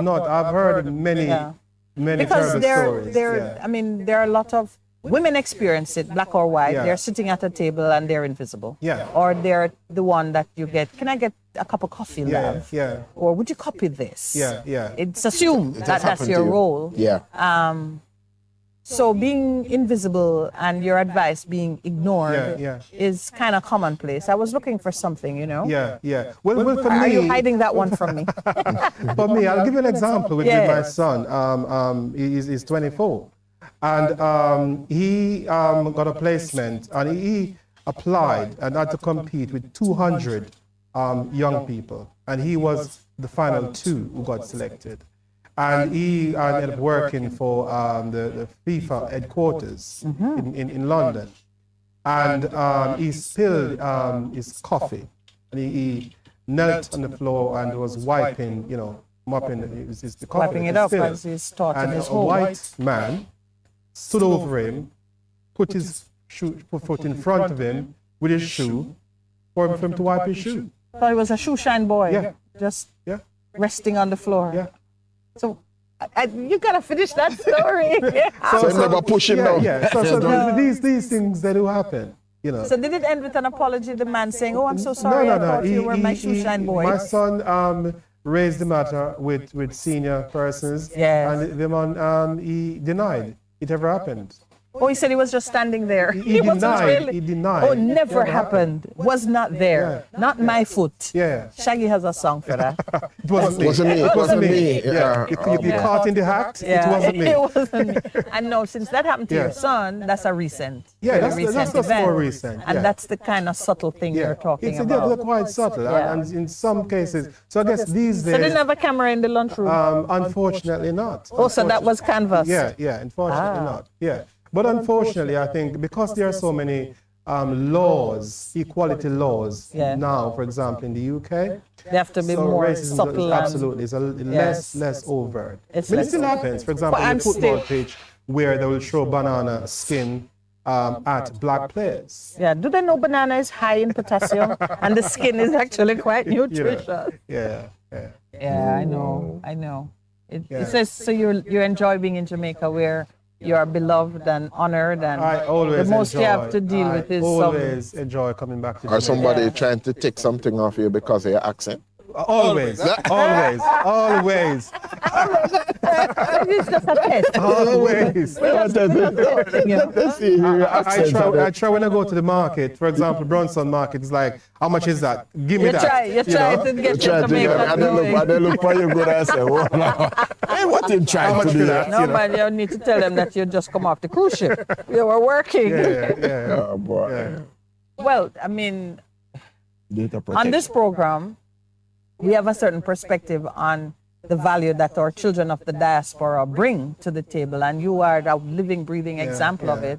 You come back with something that is a blessing to the nation. And now you're working with both private sector companies and public sector. Yes. Right, Yes. to bring this knowledge. Yes. Tell me about the seminar, which is for tomorrow. Right, so the seminar tomorrow is titled Roadmap to Compliance, the Jamaica Data Protection Act. And it will be held tomorrow, 29 September, at the Courtyard Marriott Hotel from 10 a.m. until... That's the one right near here to where we are at the Ligani Club. So from 10 a.m. until 12 p.m. And it's open to the public? It's open to leaders within the business community. So what do they need to do? So in order to attend, they would need to complete our registration form that can be located on my WhatsApp, Facebook, etc. But primarily on the Instagram page, you can find me, which is Data Protection Made Easy. There's a registration form there. And the approach that we take is to ensure that compliance with data protection law is not onerous, is not complicated, it's not costly. So is there a cost for attending? No, it's a complimentary seminar. It's a complimentary seminar. And so we are targeting... We're giving back. Well, please get all of your church leaders. Yeah. Can you be online or you have to be in person? No, it has to be in person. Places are limited. We have 60 places. Oh, geez. So first come, first so you may be at the door peeking in. And also in terms of the organization, which persons would represent, because the aim is to reach those influencers and leaders within the public sector and the private sector, so that they are aware of their obligations for their organizations to be compliant with the new law that comes into effect. I'm tempted to push a little bit. I'm just gonna you know what that sign means? No pushing. All right. We have to take our 9:30 break. But when we come back, some of the matters that I just give you an idea of what to look forward to. Percival and I were speaking on shared liability for some crimes that are facilitated through the financial system, how data is used, the obligation to safeguard it, to analyze it, and to sound an alarm when certain things are apparent. We were talking about that, so I'm going to touch on it when we come back, to see how even the Data Protection Act or the abuse of it can feature in the reforms that Minett is proposing as we move forward. Take a break? Excellent. Thank you.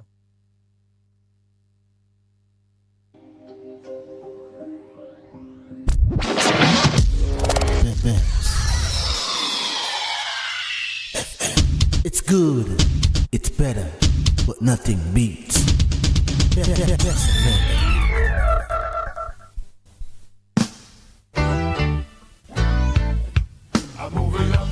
BES 100 FM presents the Mature and Moving Up Show with Lascelles Butch Chen on Thursdays from 6 to 9 p.m. Welcome to this pioneering radio program on our continuing worth in our maturing years, compellingly defined to educate and liberate the younger generation. Tune in and welcome. Yes, Jamaica and the world, you want us back? We are back. The Breakthrough Deliverance Ministry, led by me, the prophet Mark Stewart, right here on Best 100 FM. This and every Thursday night from 9 p.m. to 12 midnight. Yes, it's War Room Thursday. Come on out and join us, each and every one, on Best 100 FM, 100.1, 357 and 9. Come on out. Join me, the prophet, Reverend Mark Stewart, and of course, the boss shot, Apostle Marshall. Come for your healing, breakthrough, deliverance, the prayer, the miracle, the word, the testimony, and so much more. Yes, my friends, Best 100 FM, Best 100 FM, War Room Thursday, 9 p.m. to 12 midnight. Join us. We are going to lick it till it busts.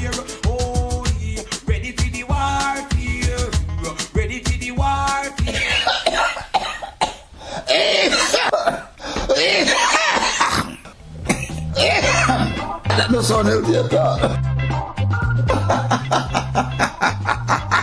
Get healthy, my friends. Stay balanced.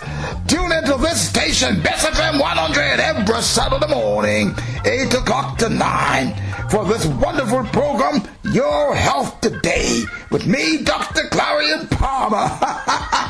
Yes, get healthy, get healthy, get healthy. Stay balanced. Bess FM 100, Saturday morning, 8 o'clock, with me, Dr. P. Get healthy. Greetings, I go by the name of Miss Wire Waste. Catch me on Bess 100. I will be discovering the greatness of Jamaica and Jamaicans through people, places and things, home and abroad. Playing you some good music along with interviewing artists, soundmen, producers and Jamaicans making a difference all over the world.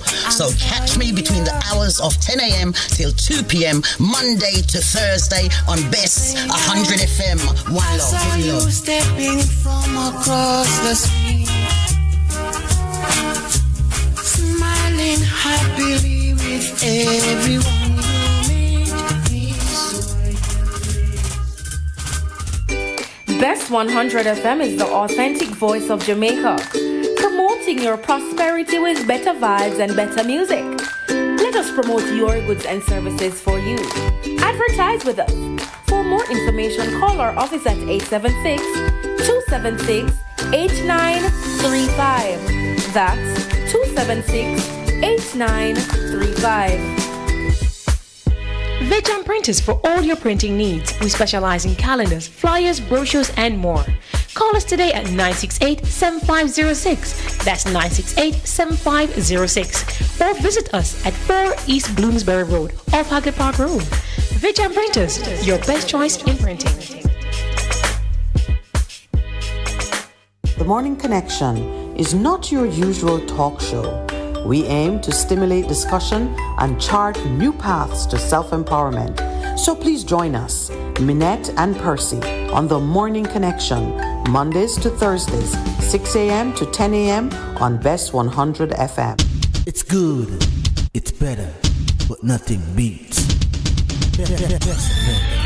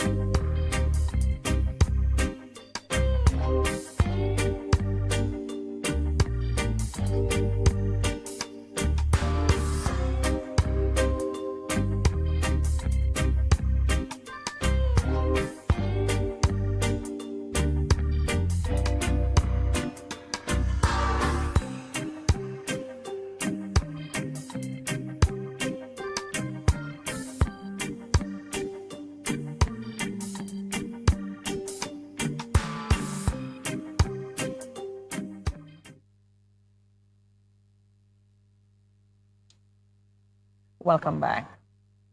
Our guest at the table is Nicholas Foster, son of the soil, and more specifically, son of Saint Anne. Saint Anne is claiming you because so far, three persons online have all Saint Anne. Yes, I am proud of Saint Anne, the Garden Parish. The Garden Parish. The biggest parish. I was born there. Loyal was born there. I born and grew up there. Loyal was born there. Grew up in St. Catherine. And then, so we, it's a mixed bag here at the table. Percival is St. Catherine. St. Catherine? St. Where are you born? Okay. Oh, but you grew up in St. Catherine. Right. All right. So all of us have our migration path. Yes. Just to tell you, one of our listeners, Taki, is saying all the best, Nicholas Foster. same parish as my parents. In fact, my old man is directly connected to 9 Mile. And so Yes. you're amongst friends and family, so to speak. I want to turn your attention as we are talking. If you're just joining us, Nicholas is an expert in law and in data protection, has worked at the highest level in the UK, serving healthcare institution that had businesses throughout the UK, England, Wales, Yes. Ireland, Yes, yes. into the Far Scotland, East, yeah. and Germany. Yeah. Yes, let's not forget Germany. So he has worked at the highest level, giving him both the practical experience of working in the field as well as the managerial experience. And now he has his own consulting firm, and we are pleased to know that the Jamaican government has contracted him to do some work in that area with local institutions. Yes. And Percy is obviously going to contract him to work with the church. The church is not in a position Because of he great readiness. pointed out that As long as you collect data. Yes. Yeah. Yes. You're under the liable. law. Yeah. If you, Under the law. The catch-all terminology is process.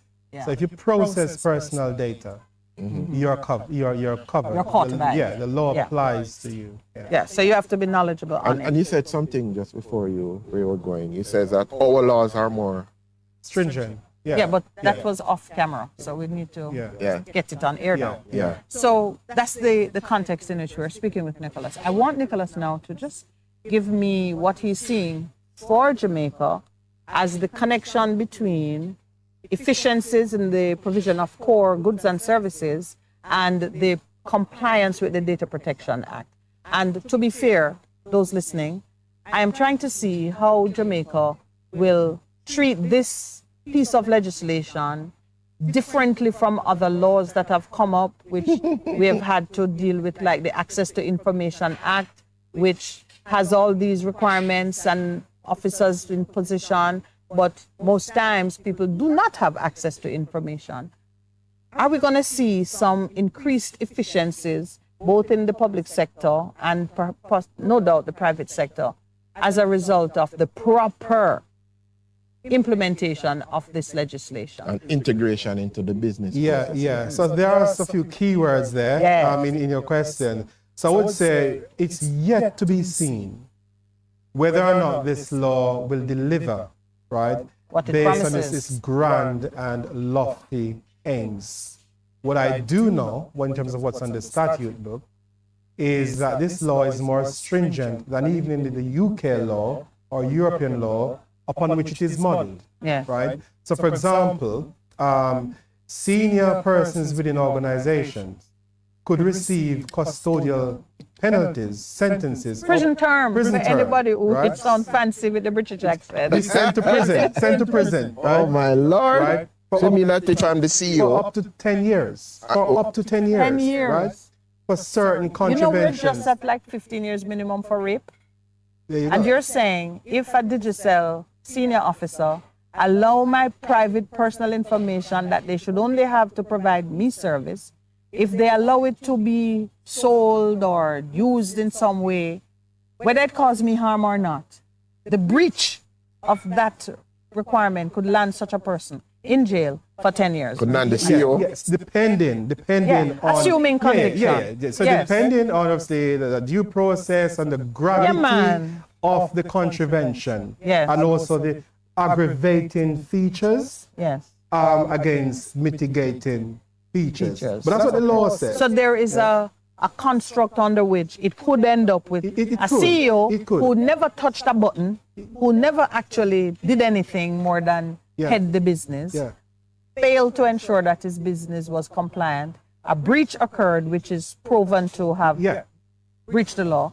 Such a person could end up in jail. Because the What CEO a is wonderful day it ultimately is in Jamaica. responsible. Yes. Ultimately responsible. So what happened with ministers of government and permanent secretaries? Same thing? Well, the law relates to and targets data controllers.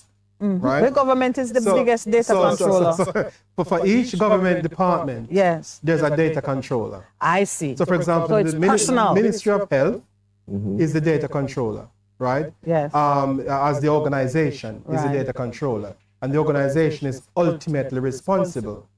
Persons within the organization obviously will have to answer to the regulator, right? And each data controller, especially public service data controllers, must appoint a data protection officer. So the data protection officer would be the person on the spot. That job position will remain vacant for a long time. You know, I was about to say that it has opened up a new era of.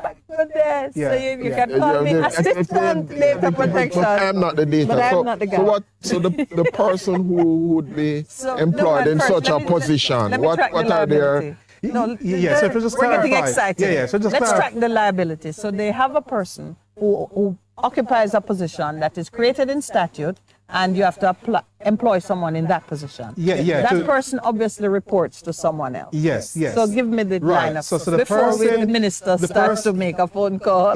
So the person who is like the internal police. Yes. Or guardian of the data protection law within the organization is the data protection officer. They are not necessarily the person who will be able to answer to the court. Unless they fail to do their job. So for example, if the there might be several persons who get charged. So for example, if the data protection officer flags with the senior manager, CEO, and they said, well, you know, you're collecting someone's, I don't know, bank card details, and you shouldn't be doing it. Or you do know that that's actually stored in a manner that is subject to cyber hacking or scamming or breach. And the CEO or relevant manager fail to take action. Then obviously, that one has done his job, and you're now looking at the senior manager. Absolutely. And it continues that way right upstream. Yeah, absolutely. So persons or senior persons within the organization is accountable and is responsible for flagrantly flouting or abusing or misusing or ignoring the law. Right? So those penalties are there. In addition to custodial or prison sentence, persons can sue the company. So my information that's been compromised, I can now file my civil action. You can sue whatever, I won't name any companies, but you can sue that relevant company for causing you distress or harm as a result of your information that's been compromised. Yes, because let's say I'm addicted to alcohol and I'm trying to work past my addiction. And 2, 3, 4, 5, 6, 7 times a day, I'm getting these beer promotions. And being tempted. So that is great distress. That's great distress. I'm building my own case. I thought she said it. So, but okay, all right. Let's see. So, if the data is there, it is exposed, like what has happened with FSC, where that's in the news. It's been hacked into. Would that be a case in point if it gets? Thank God it's not December yet. That's a data breach. That's a clear data breach. So if the law was in force, effect, then the Information Commissioner would have to mount an investigation. And that organization would have to explain what happened. And they check along the different lines to see where it failed. Absolutely. If it failed. And it depends on what action the Office of the Information Commissioner decides to take. You know, and also the extent of the failure, and also the systems that they had in place, and also could have been foreseen, and what did they do to prevent it, etc. An investigation have to be carried out by the Office of the Information Commissioner. So let me ask you this: the Office of the Information Commissioner can apply administrative sanctions before it gets to even a court situation. The core situation relates to the period of imprisonment, etc. The Office of the Information Commissioner, after, for example, an investigation, could decide to impose a financial sanction. Which doesn't include going to court. Absolutely. He does it off his own. All right. But let me just ask a quick question. So the person who takes up such a position and say, I want it, what kind of qualification? What is law, or is it IT? What is the mix? As a data protection officer? Yes. So a data protection officer, the law says they shouldn't have any conflict of interest. It doesn't specify any educational qualifications? It doesn't such a list or prescribe what qualification. It should be someone that is suitably qualified to fulfill those functions of the data protection officer. So, for example, back in Europe, the data protection officer is someone who knows the business, right? Yes. So you can track the processing and anticipate what should be there and recognize what shouldn't be there. Absolutely. So, for example, in the health service, there should be someone who understands health data and understand how it should be handled. And what's required for this kind of business. Absolutely. Yes. So even in, say, telecoms, if you are purchasing a service and they want to know your blood type, it should be an indication to the data protection officer that what? Absolutely. You need blood type. Why? Why would you need this? Absolutely, and I'm glad you picked up on that, because under the law, the Jamaica Data Protection Law, there are 8 standards or principles, which you should see throughout. Absolutely, the entire. And one of them is data should the purpose limitation.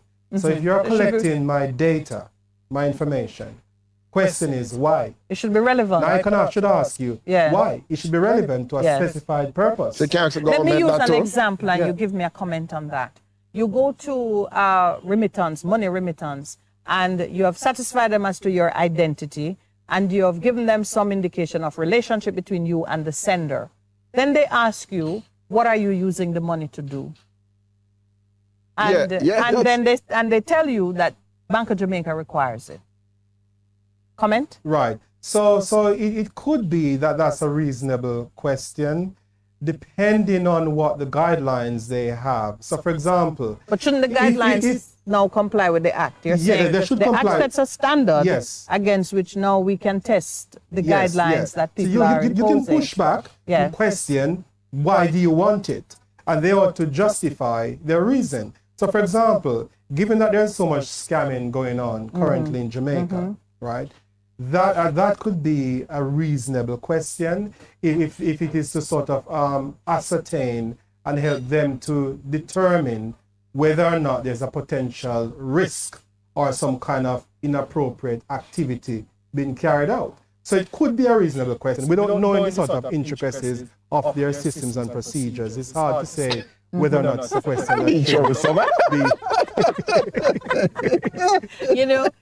that answer alone tells me you studied law.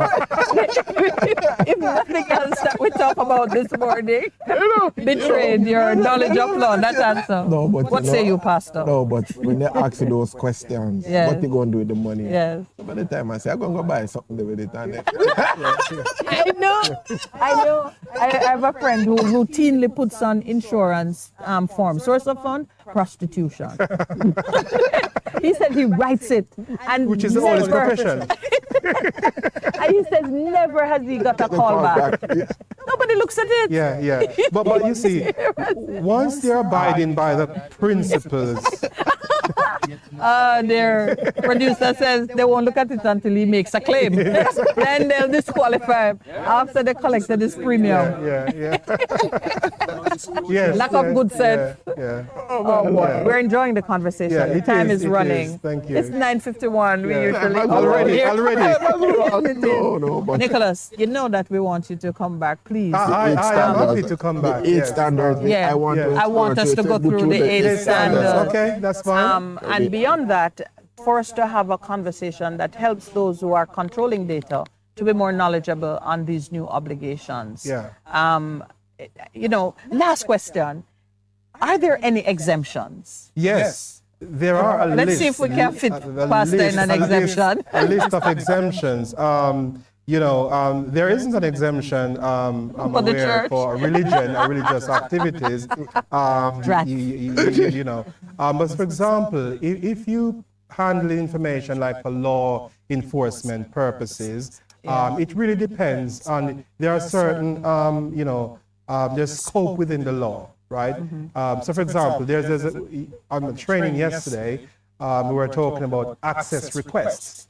So for example, from the 1st of December, the ordinary person on the street, Joe Bloggs, John Brown, whatever, can make a request to either to the church, to an organization for a copy or of the information of their data that you have on me. And generally, that organization ought to respond and provide within 30 days their information. Yes.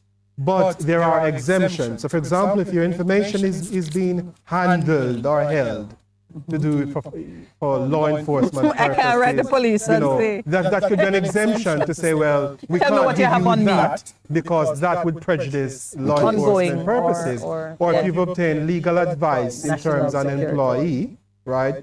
You can exempt privilege information is exempt. And there's a list of Lord Nicholas, we need a whole 2 hours for you. Open up. I'm now sorry we didn't invite you from 8:30, so we could have had another half an hour. Wow. All right, thank you, Nicholas.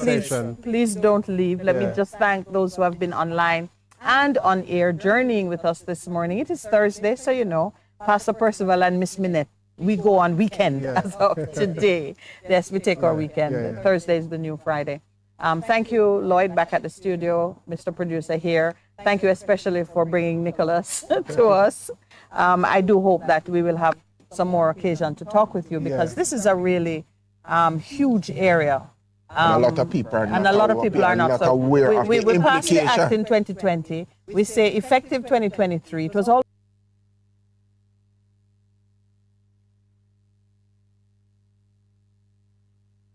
always so, but many of us are only starting our preparation now. Some haven't started any preparation at all. So I can't even read what big truck now 5-star kitchen is saying. Have some conviction first. I'm not sure what that means, but thank you. Have a great weekend, everyone. We're gonna stay and chat some more with Nicholas, as well as have a mix of the wonderful food that JD's Urban Pub has laid out this morning.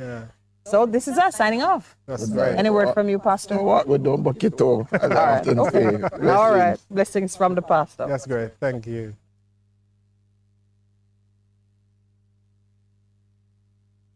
Dread and terror upon them. Good God of grace, will I have His mercy. I miss an old slave driver. Time is catching up on you, old slave driver. I know your sins them are on. So carry we go home, I bring the brown east. Well, come on, a Rasta man. Rasta no live on no capital land. Oh, you mean? And carry we go home. Oh, you mean? As if we settle and cease. Well, come on, a Rasta man. A Rasta no live on no capital land. Well, Lord America a capital land. The whole of Jamaica a capital land.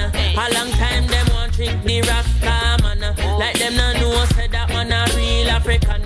You think me no Ferdinand and thief in Columbus have a golden plan. They make a wrong turn and end up in Caribbean. One kill enough Indian and turn paradise in a plantation. And bring cross one ship load the African. Now here comes the thief in Queen from England. Now she come well and Henry Maga. Send ship on top a century full of separation. And after 400 years me send a reparation. I know them want to kill me with the taxation. But I beg you please take me to the motherland. I beg you carry me go home. I bring me from the east. Come on a Rasta man. A Rasta no live on no capital. Could I never carry me go home. As if we settle and cease. Come on a Rasta man. A Rasta no live on no capital. Watch them pan it up at the hill. And looking at them play to we properly feel. Watch them pan it up at the hill. And looking at them play to we properly feel. Because downtown have shot off the kill. Them tell it tourists every stop on the grill. So come make we start a new chapter. We not escape on the land where them capture. And me say Africa fi all to Rasta. I so go tell it and screw plus factor stay. Carry we go home. I bring we round a east way. Come on a Rasta man. A Rasta no live on no capital land. Go tell them that. And carry we go home. As if we settle and cease way. Yeah, man a Rasta man. I me no live on